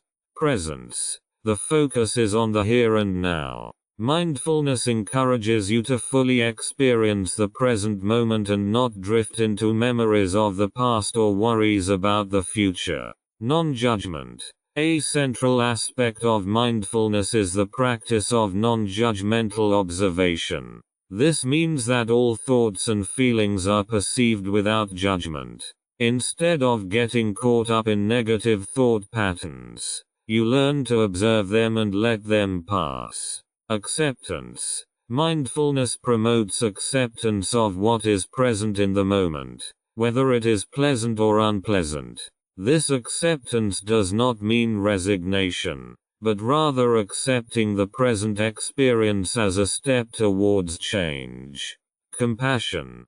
Compassion, especially self-compassion, is an important part of mindfulness. It encourages being kind and patient towards yourself, especially in difficult moments. Benefits of mindfulness for trauma patients. Calming the nervous system. Mindfulness helps calm the autonomic nervous system, which is especially important for people who live in a constant state of hypervigilance, heightened alertness, or dissociation. Improving emotional self-regulation. Mindfulness trains the ability to observe emotions without being overwhelmed by them. This supports emotional self-regulation and helps to better deal with intense feelings. Increasing body awareness. Traumatized people often lose sense of their body or feel unsafe. Mindfulness strengthens the connection to the body, which promotes healing and restores a sense of security. Meditation techniques for trauma patients. Meditation is another powerful technique that can help people work through their traumatic experiences. Meditation promotes focus and mindfulness and creates a space in which traumatic memories and thoughts can be processed in a safe way. There are a variety of meditation techniques that can be adapted specifically for trauma patients. Breathing meditation. Breathing meditation is a simple but powerful technique to calm the mind and stabilize the nervous system. It focuses attention on the breath, which helps anchor the present moment and distract the mind from stressful thoughts. Instructions: sit comfortably and close your eyes. Focus your attention on your breathing. Notice how the breath flows in and out of your body. Count to 4 with each inhalation. Hold your breath for 4 seconds, and then exhale slowly for 4 seconds. This simple technique helps to maintain focus and calm the nervous system. Benefits: breathing meditation is especially helpful for centering the mind and creating a calming effect on the body. For trauma patients, it can help reduce feelings of over-arousal or anxiety. Body scan meditation. The body scan is a form of mindfulness meditation in which the meditator focuses attention on different parts of the body one at a time. This helps to increase awareness of the body, release tension, and create a deeper connection to the body, which can be especially important for people who have experienced trauma. Instructions: lie down comfortably and close your eyes. Start by focusing your attention on your toes and notice how they feel. Then slowly move through your body, from your feet to your legs, stomach, back, arms, and finally to your head. For each part of your body that you focus your attention on, simply notice the sensations without trying to change them. Benefits: the body scan helps traumatized people to feel more confident in their bodies. It supports the return to the present moment and promotes self-awareness and body awareness. Guided meditations. Guided meditations are especially helpful for people who have difficulty concentrating or feeling safe on their own. In guided meditations, a voice guides the meditator through the practice, which has a calming and supportive effect. Instructions: choose a guided meditation from an app or online resource that focuses on healing, self-care, or mindfulness. Follow the instructions and let the voice guide you through the meditation.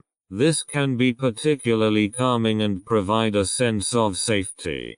Benefits: guided meditations help calm the mind and promote emotional stability. They provide structure and guidance that can be beneficial for trauma sufferers, especially if they have difficulty meditating in silence. Loving kindness meditation metta meditation. Loving kindness meditation metta meditation is a practice aimed at cultivating compassion and kindness for oneself and others. It is particularly useful for people who have difficulty being kind to themselves, which is common among trauma survivors. Instructions: sit in a comfortable position and close your eyes.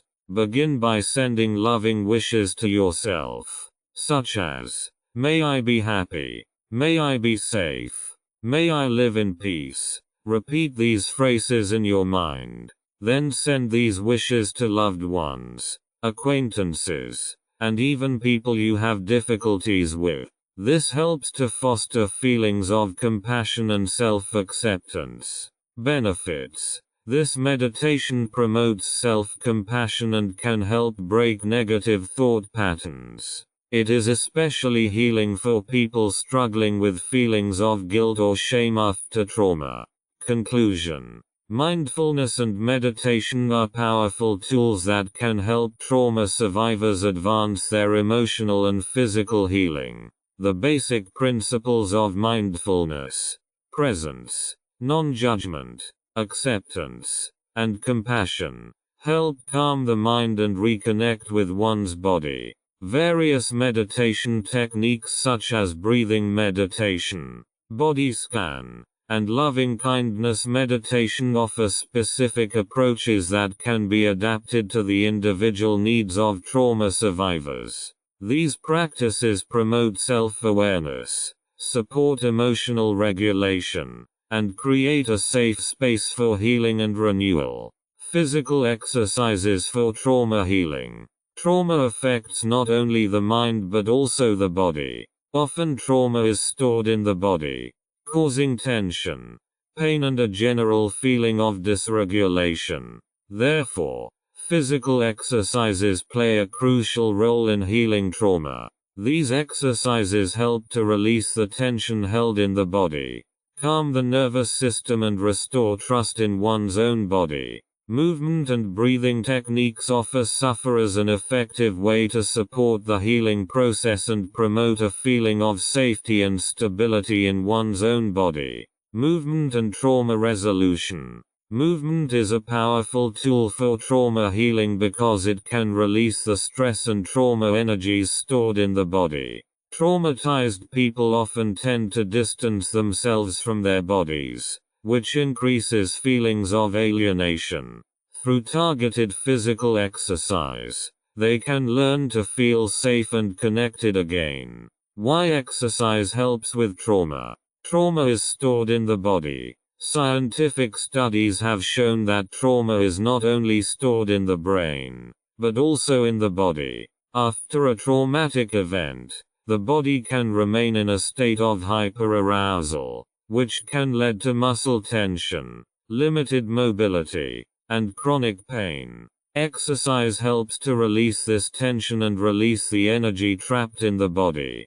Promoting self-awareness. Movement enables those affected to reconnect with their body and strengthen self-awareness. Many traumatized people lose the feeling of what is going on in their body and often feel unsafe or alien. Through mindful movement, they can learn to consciously perceive their body again and feel safe in it.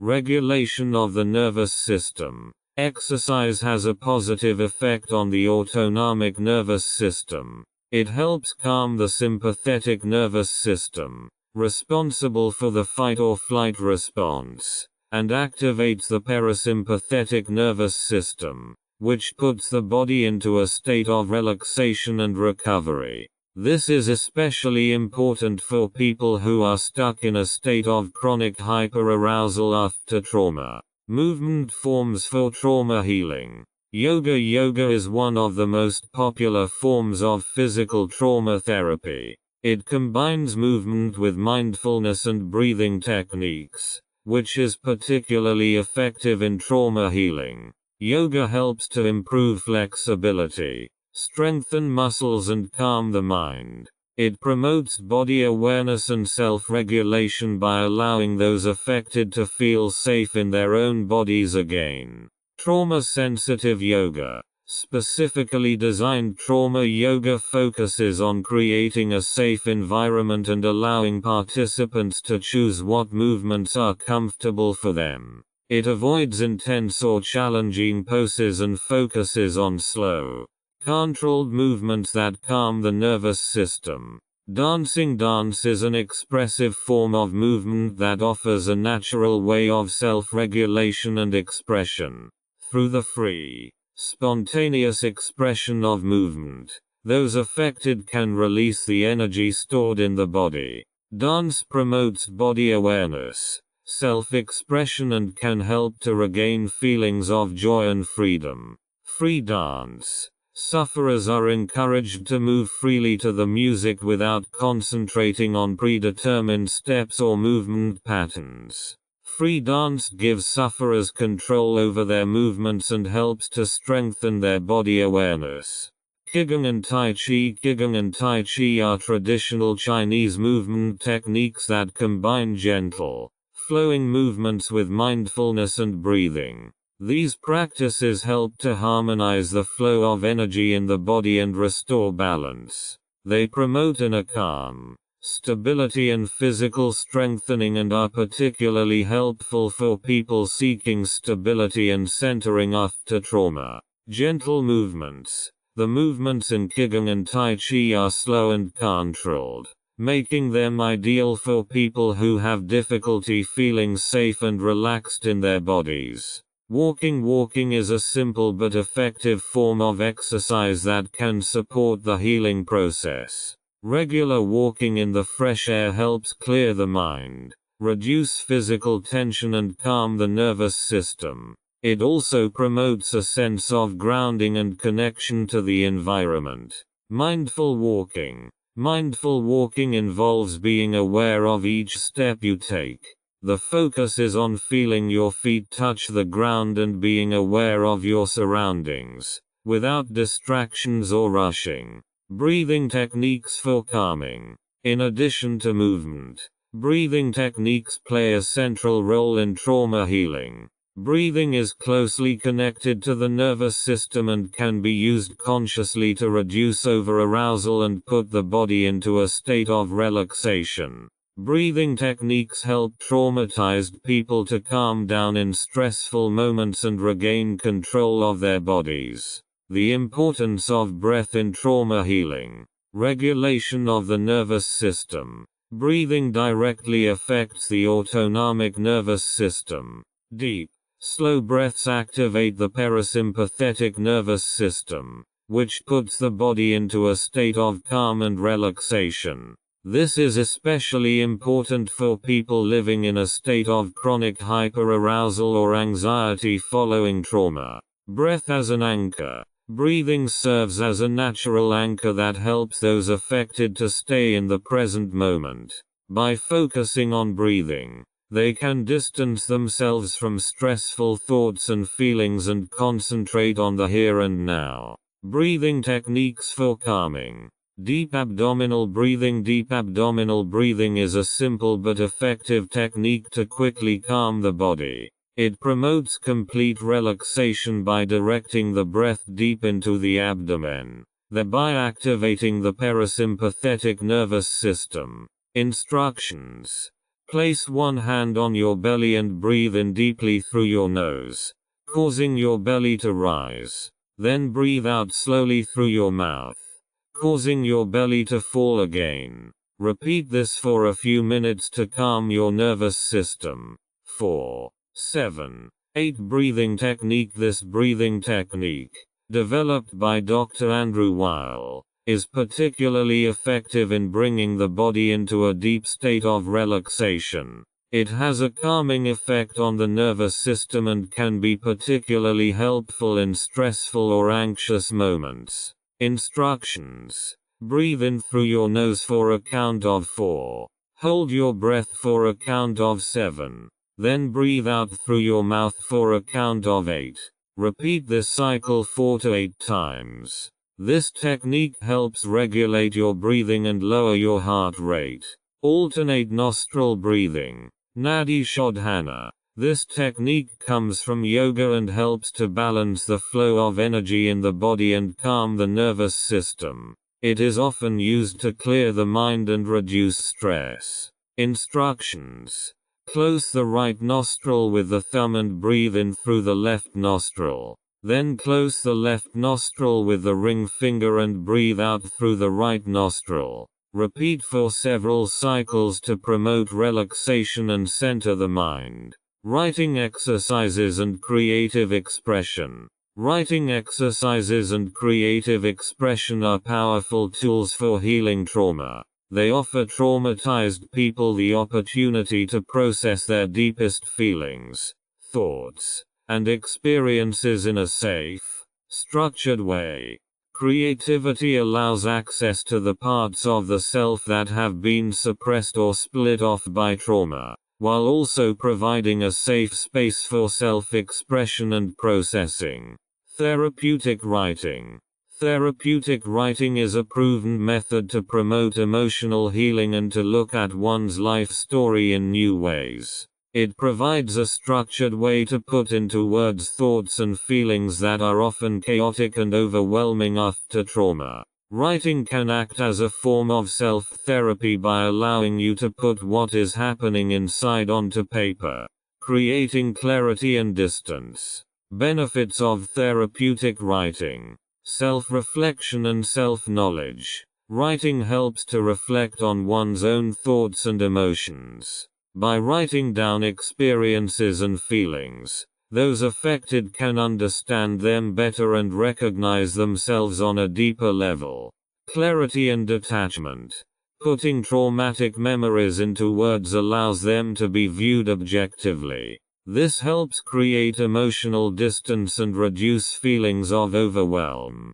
Promoting emotional expression. Many traumatized people find it difficult to talk about their experiences.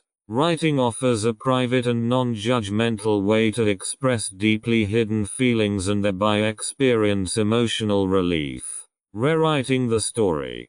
Therapeutic writing allows you to revise your life story and gain new perspectives on the trauma. This can lead to a sense of control and redefinition of the self. Writing exercises for trauma healing. Free writing. Journaling. Journaling is a straightforward and accessible method of therapeutic writing. It involves regularly writing down thoughts and feelings in a diary or notebook without worrying about form or structure. Free expression allows unconscious thoughts and emotions to emerge. Instructions. Set yourself a time limit of about 10 to 20 minutes and write down whatever comes to mind without stopping. There are no rules or restrictions. Just write without thinking about the content or judging it. This helps to turn off the inner critic and put down on paper what is present at the moment. Writing letters. Writing letters can be a healing practice for dealing with unresolved feelings and unfinished business. Often, letters are addressed to people or parts of the self with whom one has unresolved conflicts or deep emotional connections. Instructions. Write a letter to a person or event related to your trauma. This could be a letter to your younger self, to a person who harmed you, or to someone who supported you. The letter does not need to be sent. It is purely for your own processing. Writing trauma narratives. Writing down the traumatic experience in a chronological narrative helps to structure the event and transform it from an overwhelming memory into a tellable story. This exercise can restore a sense of control and understanding over the experience. Instructions. Write down the traumatic experience as a story, from beginning to end. Be sure to write down your thoughts and feelings during the event as well as the facts. This process helps integrate the trauma into autobiographical memory and recognize it as part of the past. Gratitude journal. A gratitude journal promotes positive emotions by focusing on the things you are grateful for. This practice can help promote balance between painful and healing thoughts. Instructions. Each day, write down 3 to 5 things you are grateful for. These can be simple things like the warmth of the sun or a moment of peace. This exercise helps to focus on the positive and strengthen positive feelings. Art as a healing process. Creative expression through art can promote deep emotional healing by providing access to unconscious feelings and memories that are often difficult to put into words. Art allows emotions to be processed and expressed through color, form and symbolism that is not always possible through language alone. The creative process provides a safe and non-judgmental platform to organize inner chaos and promote healing. Benefits of art as therapy. Nonverbal expression. Art therapy allows people to express feelings they may not be able to put into words. This is especially helpful for people who have difficulty talking about their trauma. Processing deep emotions. Through creative expression, deep, often repressed emotions can be brought out and processed. Art creates a space in which painful feelings can be safely expressed. Self-acceptance and healing. The process of creating can lead to a sense of empowerment. Creating art promotes a sense of creation and control over one's own expression, which can be especially healing after traumatic experiences. Promotes relaxation and mindfulness. Art can calm the mind and promote meditative mindfulness. The creative process draws attention to the present moment and helps strengthen the connection between body and mind. Artistic exercises for healing. Free drawing and painting. Free drawing or painting offers the opportunity to express emotions without restrictions or guidelines. This exercise allows the subconscious to communicate naturally through colors and shapes. Instructions. Take paper and paints, colored pencils, watercolors or chalks, and start drawing or painting spontaneously. There are no guidelines. Let your hand wander freely over the paper and observe what shapes and colors emerge. Pay attention to how you feel during the process and what emotions arise. Collage for self-representation. A collage can help to visualize different aspects of the self or the traumatic experience. This technique allows you to select images and symbols that are representative of your inner experience. Instructions. Cut out pictures and words from magazines that match your current feelings or thoughts. Glue these to a larger piece of paper and arrange them to form a picture of your inner world. This exercise can help integrate the different parts of the self or traumatic experience. Painting feelings. A targeted exercise is to express certain feelings through art. This makes it possible to visually represent emotions that are difficult to express in words.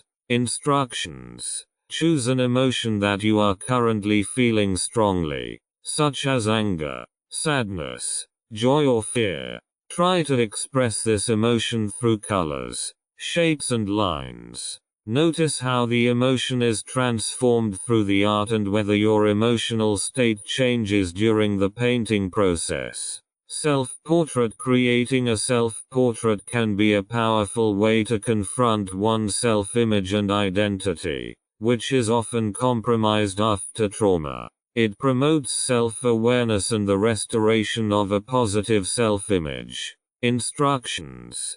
Draw or paint a self-portrait. It doesn't have to be realistic. It can be abstract or symbolic. Try to visualize aspects of your personality or your feelings through the portrait.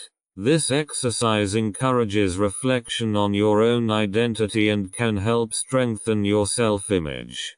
Conclusion. Writing exercises and creative expression are powerful methods for healing trauma. Writing helps to organize the inner world and process complex feelings, while art offers a nonverbal means of expression that provides access to deep emotional levels. Both methods promote self-reflection, emotional expression and self-acceptance and offer traumatized people safe ways to deal with their experiences and support the healing process. The path to inner peace. The path to inner peace is a central aspect of healing and well-being, especially for people suffering from the effects of trauma or chronic stress. Inner peace does not just mean the absence of stress, but a state of deep relaxation, serenity and balance. Achieving this can be challenging, especially for people who have lived through traumatic experiences and often live in a state of heightened alertness and tension.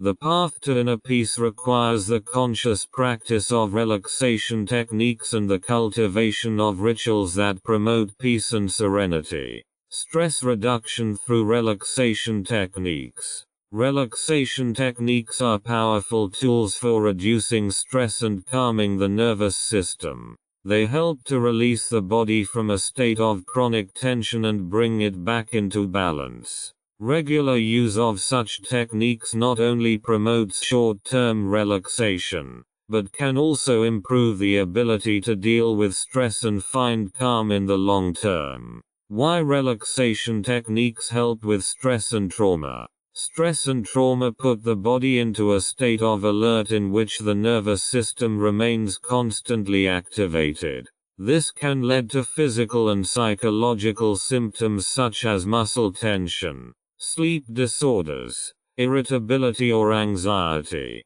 Relaxation techniques counteract this by activating the parasympathetic nervous system, the part of the autonomic nervous system responsible for rest and regeneration. When the parasympathetic nervous system is activated, the heart rate slows down, breathing becomes calmer, and the body can recover. Effective relaxation techniques. Progressive muscle relaxation. PMR. Progressive muscle relaxation is a technique in which different muscle groups are tensed one after the other and then relaxed again. This method promotes body awareness and helps to reduce physical tension. Instructions. Sit or lie down comfortably. Start by tensing a muscle group. Egg your hands for 5 to 10 seconds and then slowly release the tension. Work your way through your entire body, from your feet to your head. Pay attention to how your body feels during and after the exercise. This technique can help you to identify and release tension. Autogenic training. Autogenic training is a relaxation method based on self-suggestion. By repeating certain phrases that promote relaxation and calm, the body can be brought into a state of deep relaxation. Instructions. Lie down in a comfortable position and close your eyes. Repeat sentences like my right arm is heavy and warm. My breathing is calm and regular. Go through different parts of your body step by step and suggest relaxation and heaviness. Autogenic training helps to calm the autonomic nervous system and achieve deep relaxation. Breathing techniques. Breathing exercises are one of the simplest and most effective ways to calm the mind and reduce stress.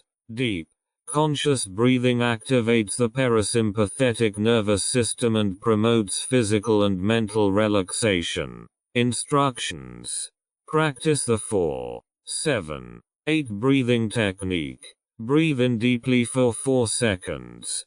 Hold your breath for 7 seconds. Then breathe out slowly for 8 seconds. Repeat this cycle 4 to 8 times. This technique has an immediate calming effect on the nervous system. Visualization. Visualization techniques use the power of imagination to induce a state of relaxation.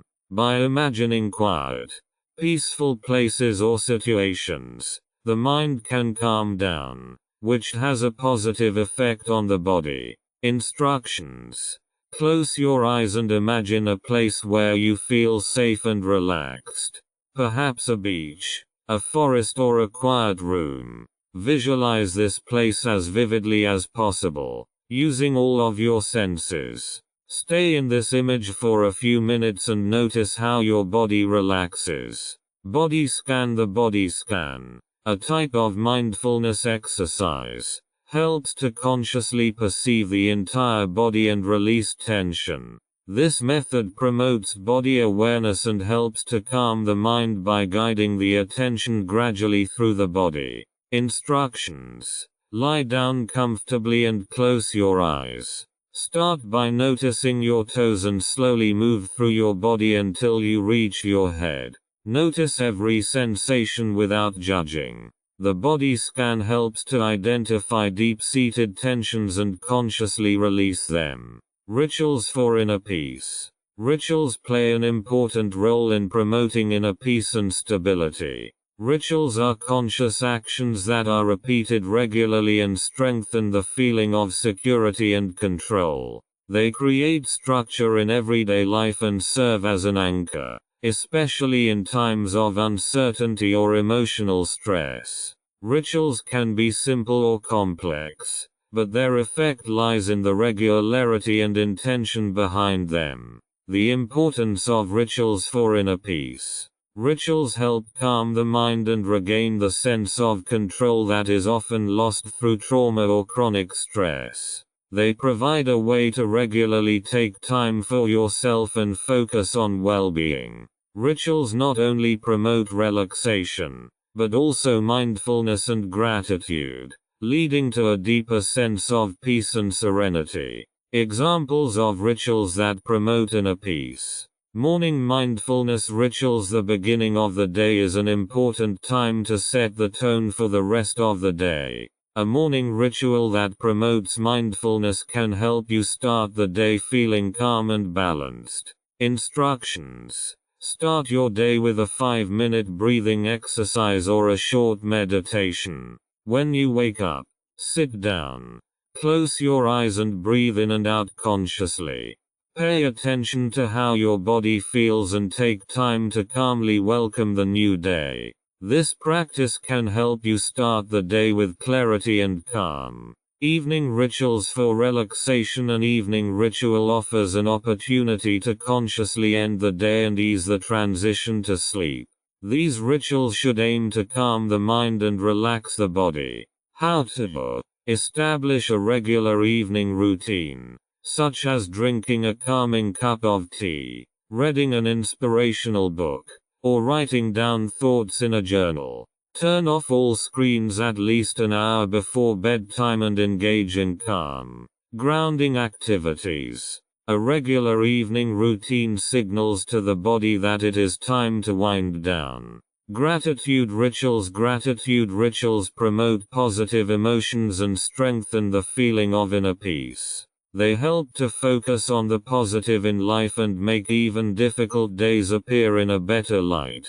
Instructions. Every night before bed, take a few minutes to write down 3 things you are grateful for. This can be as simple as a good conversation, a pleasant walk, or a moment of quiet. This ritual promotes positive thoughts and improves emotional balance. Nature rituals. Connecting with nature can have a deeply healing effect and promote a sense of peace and belonging. Regular rituals in nature help to ground the mind and reduce stress. How to perform regular rituals in nature, such as weekly mindful walking in the forest or consciously observing sunrises or sunsets. These rituals allow you to connect with the natural world and find peace in the rhythms of nature. Self-care rituals. Self-care is key to long-term emotional health and inner peace. Rituals that focus on self-care promote a sense of well-being and self-esteem. Instructions. Create a regular self-care ritual that makes you feel good, such as taking a weekly bath with essential oils, nourishing your skin, or making time for a creative hobby.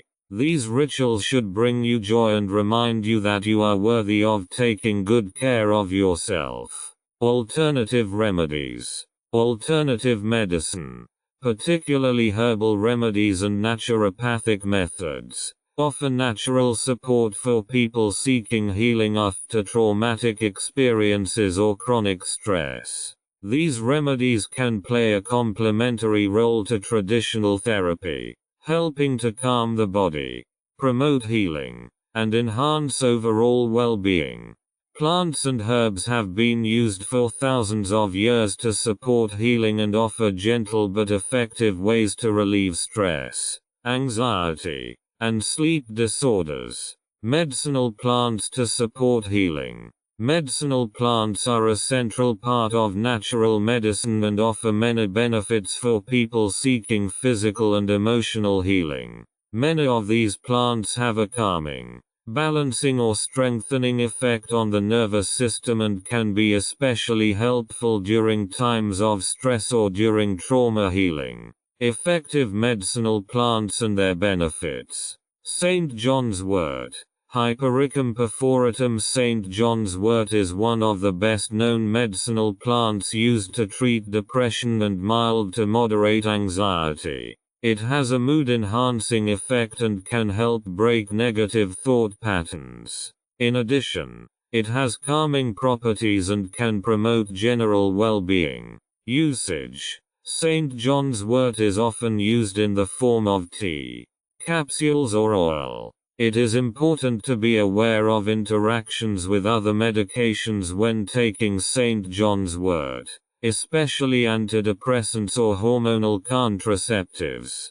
Valerian. Valeriana officinalis. Valerian is known for its sedative properties and is often used to treat insomnia, nervousness and restlessness. It has a mild sedative effect and helps calm the nervous system without causing strong side effects.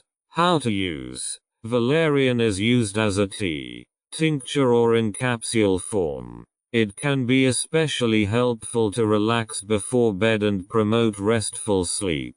Lavender Lavandula angustifolia. Lavender has a strong calming and relaxing effect that balances the nervous system and reduces stress. Lavender is often used to treat sleep disorders, anxiety and depressive moods. How to use. Lavender can be used as a tea or essential oil. Lavender oil can be applied directly to the skin, vaporized in a diffuser, or added to bath water to promote relaxation.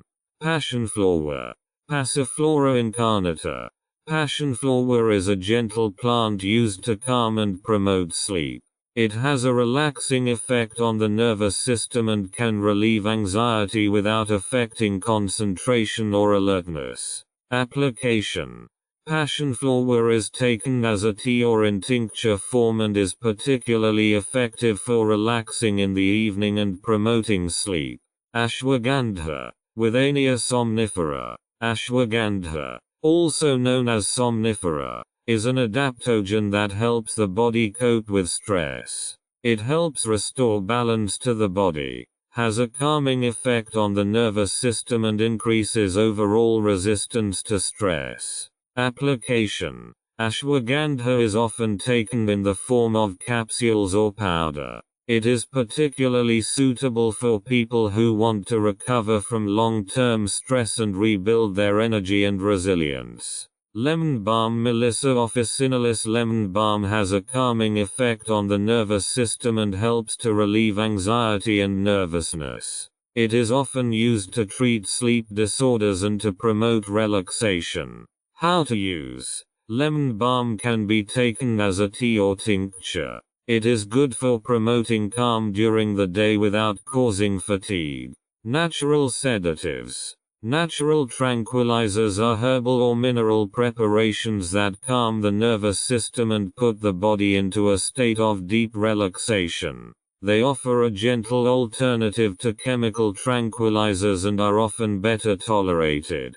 These remedies can help manage insomnia, anxiety, nervousness and general stress. Effective natural sedatives. Magnesium. Magnesium is an essential mineral that plays a crucial role in relaxing muscles and nerves. A magnesium deficiency can lead to increased nervousness, irritability and muscle tension.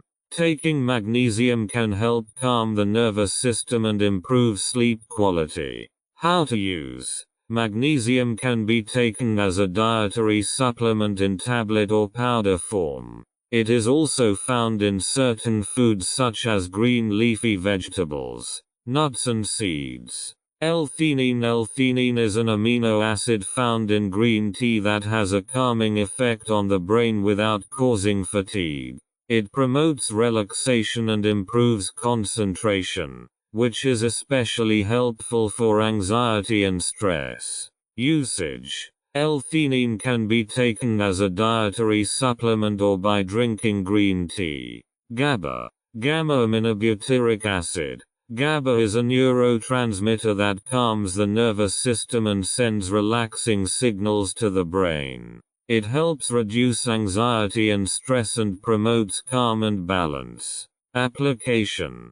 GABA can be taken as a dietary supplement in capsule form and is especially helpful for people who have difficulty relaxing or falling asleep. Chamomile. Matricaria chamomilla. Chamomile is a mild sedative that has been used for centuries to calm the nervous system and promote sleep. It helps relieve anxiety and restlessness. How to use. Chamomile can be taken as a tea and is a gentle way to calm the mind and body. CBD.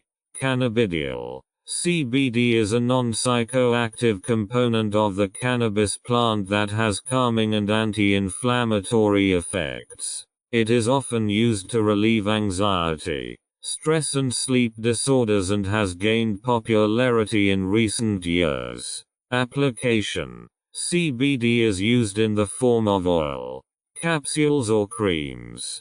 It helps calm the nervous system without affecting the ability to concentrate or stay alert. Homeopathy and Bach flowers. Homeopathy and Bach flower remedies are alternative healing methods that aim to bring the body and mind into balance and activate the body's own healing powers. Both methods are often used to support emotional and physical healing, especially after traumatic experiences. Although they take different approaches, they share the idea that gentle, natural remedies can promote the healing process without causing severe side effects. Basics of homeopathy. Homeopathy is a holistic healing method based on the belief that like cures like.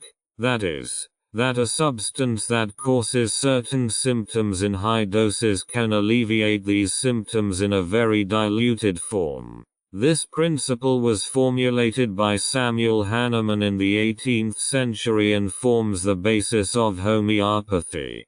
Homeopathic remedies are highly diluted and potentiated, whereby their energetic effect is increased by shaking, dynamizing, the substances.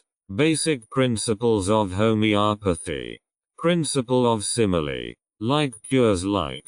The central principle of homeopathy states that a substance that causes certain symptoms in a healthy person can, in a potentized form, alleviate these symptoms in a sick person. For example, a substance that causes fever in high doses can be used in a diluted form to treat fever.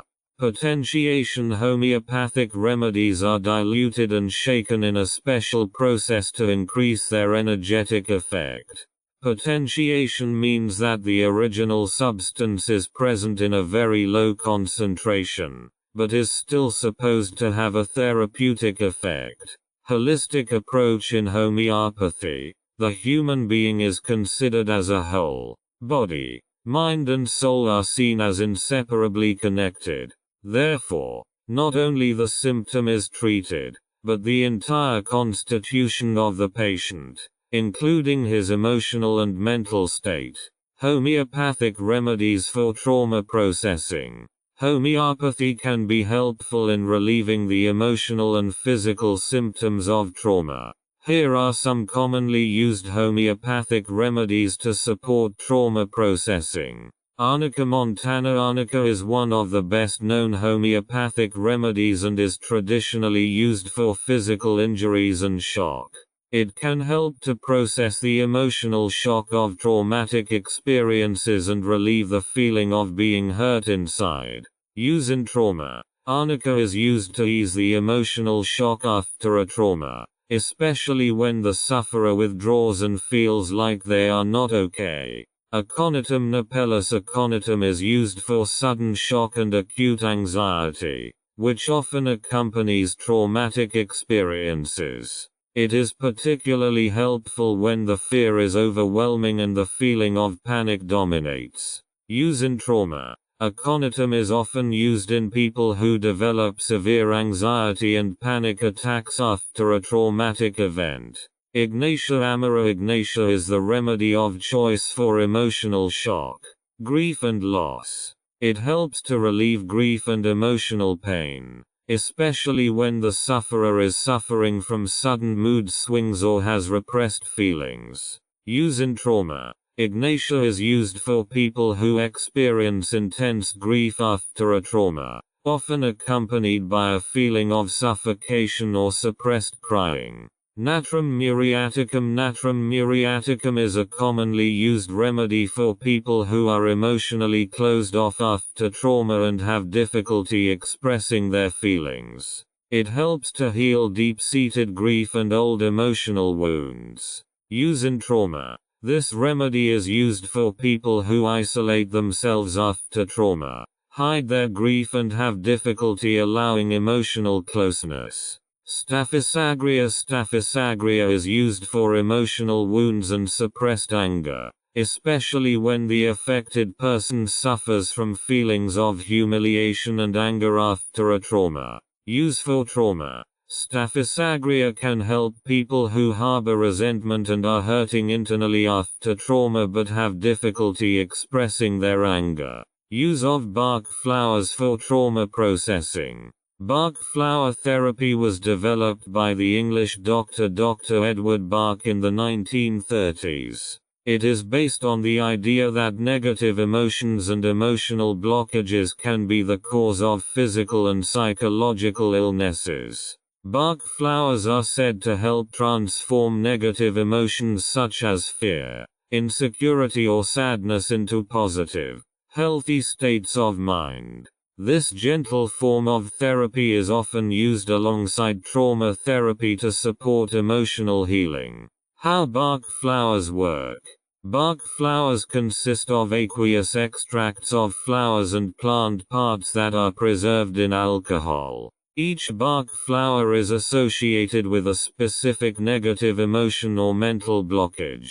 The aim is to restore harmony between mind and body by transforming negative feelings into positive ones. Bach flower therapy works on an energetic level and has no known side effects, which is why it is often used alongside other therapies. Bach flowers for trauma processing. Bach flowers can be particularly helpful in releasing emotional blockages and negative thought patterns that occur after traumatic experiences.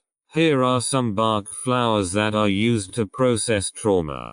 Star of Bethlehem. Star of Bethlehem is the Bach flower for shock and trauma. It is used to heal the emotional wounds caused by sudden, shocking events. It helps to process the emotional shock and restore mental balance. Use in trauma. Star of Bethlehem is used for people who are in shock after a trauma and feel emotionally blocked. Rescue remedy. Emergency drops. Rescue remedy is a mixture of 5 different Bach flowers. Star of Bethlehem, rock rose, cherry plum, clematis and impatiens, and is used in acute shock and stress situations. It calms the nervous system and helps to stabilize in moments of intense fear or panic.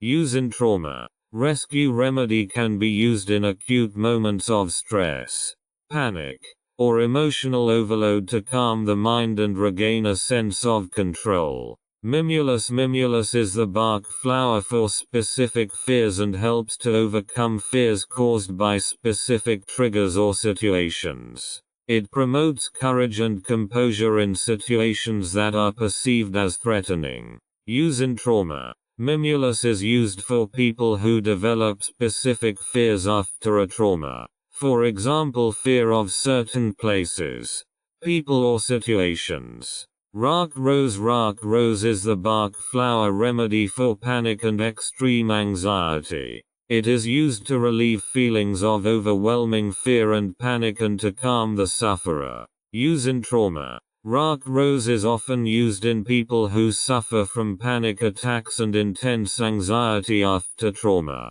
Willow. Willow is the Bach flower for people who suffer from resentment, bitterness or self-pity after a trauma. It helps to overcome feelings of victimhood and injustice and promotes acceptance and letting go of negative emotions. Use for trauma. Willow is used for people who harbor feelings of injustice and anger after a traumatic event and have difficulty letting go of them. Energetic healing methods. Energetic healing methods are based on the understanding that the human body is permeated by subtle energy flows that affect physical, emotional and spiritual well-being. These healing methods aim to release energetic blockages and restore the natural flow of energy to promote health and healing.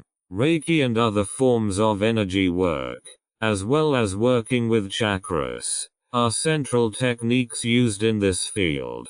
Reiki and energy work. Reiki is a form of energy healing developed in the early 20th century by the Japanese monk Mikao Yusu. The term Reiki is composed of the Japanese words Rei, universal life energy, and Ki, life force energy. Reiki is based on the idea that the practitioner passes universal life force energy through his or her hands to the client to promote healing. Reiki and other forms of energy work focus on releasing blockages in the flow of energy and restoring energetic balance in the body. Basics of Reiki. Universal life energy. Reiki practitioners believe that a universal life energy flows throughout the cosmos and is responsible for the well-being of all living things. Blockages or disruptions in the flow of this energy can cause physical, emotional or spiritual problems. Transferring energy through the hands. During a Reiki session, the practitioner gently places his or her hands on or over specific parts of the client's body to transfer the energy. This energy is not generated by the person themselves, but is channeled through the practitioner as universal energy. The flow of energy is tailored to the client's needs and is intended to promote healing and well-being. Holistic healing. Reiki aims to heal the body, mind and spirit as a whole. It addresses not just symptoms but the underlying energetic imbalances that can cause illness and suffering. How Reiki and energy work. Reiki and other forms of energy work on the subtle level of the body by harmonizing the flow of energy and dissolving blockages. These techniques can be helpful for both physical and emotional ailments and improve general well-being.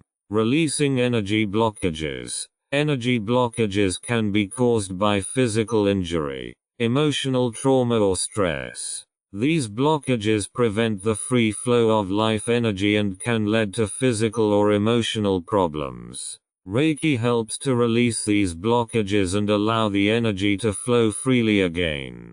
Promotes relaxation and stress relief.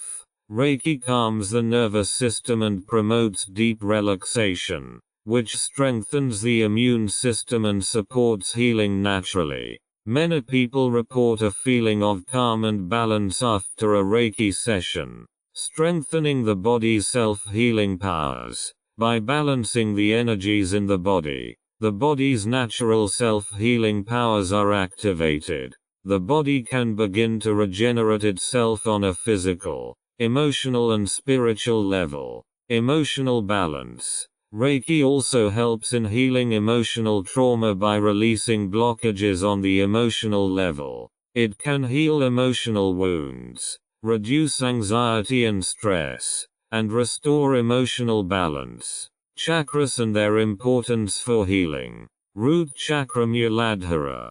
Position. At the bottom of the spine, in the area of the coccyx. Color. Red.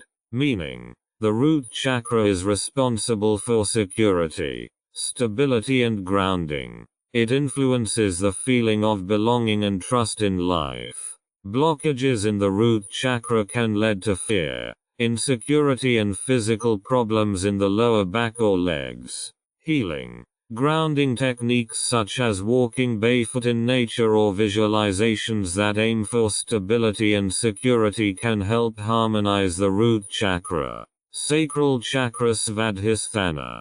Position. Below the belly button, in the lower abdomen. Color. Orange. Meaning, the sacral chakra is associated with creativity, sexuality and joy of life. It controls emotional balance and relationships. Blockages can lead to emotional instability, shame or sexual problems. Healing. Creative activities. Dance and water therapies can balance the sacral chakra. Solar plexus chakra Manipura. Position. Above the belly button, in the area of the solar plexus. Color. Yellow. Meaning, this chakra is the center of personal power, self-esteem and self-discipline. Blockages in the solar plexus chakra can lead to lack of self-confidence, shame or digestive problems. Healing. Breathing techniques and self-confidence building exercises such as yoga or meditation are helpful. Heart chakra anahata. Position. In the middle of the chest. At the level of the heart. Color. Green. Meaning. The heart chakra represents love, compassion and emotional healing. Blockages in the heart chakra can lead to numbness, emotional distance or heart and lung problems. Healing. Meditations focused on compassion and forgiveness, as well as working with healing stones such as rose quartz, can open and harmonize the heart chakra. Throat chakra vishuddha. Position. On the neck. In the area of the larynx. Color. Blue. Meaning. The throat chakra is responsible for communication, expression and truth. Blockages can lead to communication problems, fear of self-expression or throat problems. Healing. Chanting. Expressing feelings and visualizing blue light in the throat area help to cleanse the throat chakra. Forehead chakra ajna. Position. Between the eyebrows. The third eye. Color. Indigo. Meaning. This chakra represents intuition, wisdom and mental clarity. Blockages can lead to confusion, lack of intuition or headaches. Healing. Meditations that increase awareness and visualizations of clear, indigo blue light can harmonize the brow chakra. Crown chakra sahasrara. Position. At the crown of the head. Color. Purple or white.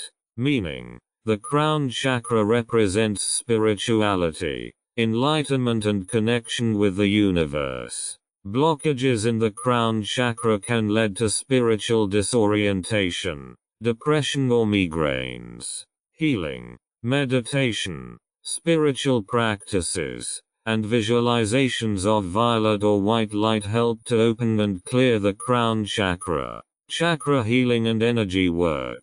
Working with the chakras can be done through various methods, including Reiki. Reiki practitioners often place special emphasis on balancing the chakras in order to harmonize the flow of energy in the body. Meditation. Chakra meditations help to focus attention on specific chakras, identify blockages and heal them through visualizations and affirmations. Healing stones. Certain gemstones such as amethyst, rose quartz or tiger eye are placed on the chakras to harmonize their energy. Breathwork and yoga. Certain breathing techniques and yoga poses are specifically designed to activate the chakras and promote energy flow. The path to healing and new beginning. Healing and a new beginning begins with the courage to face yourself and heal old wounds. Every step is a decision to let go of the past and create space for growth and renewal.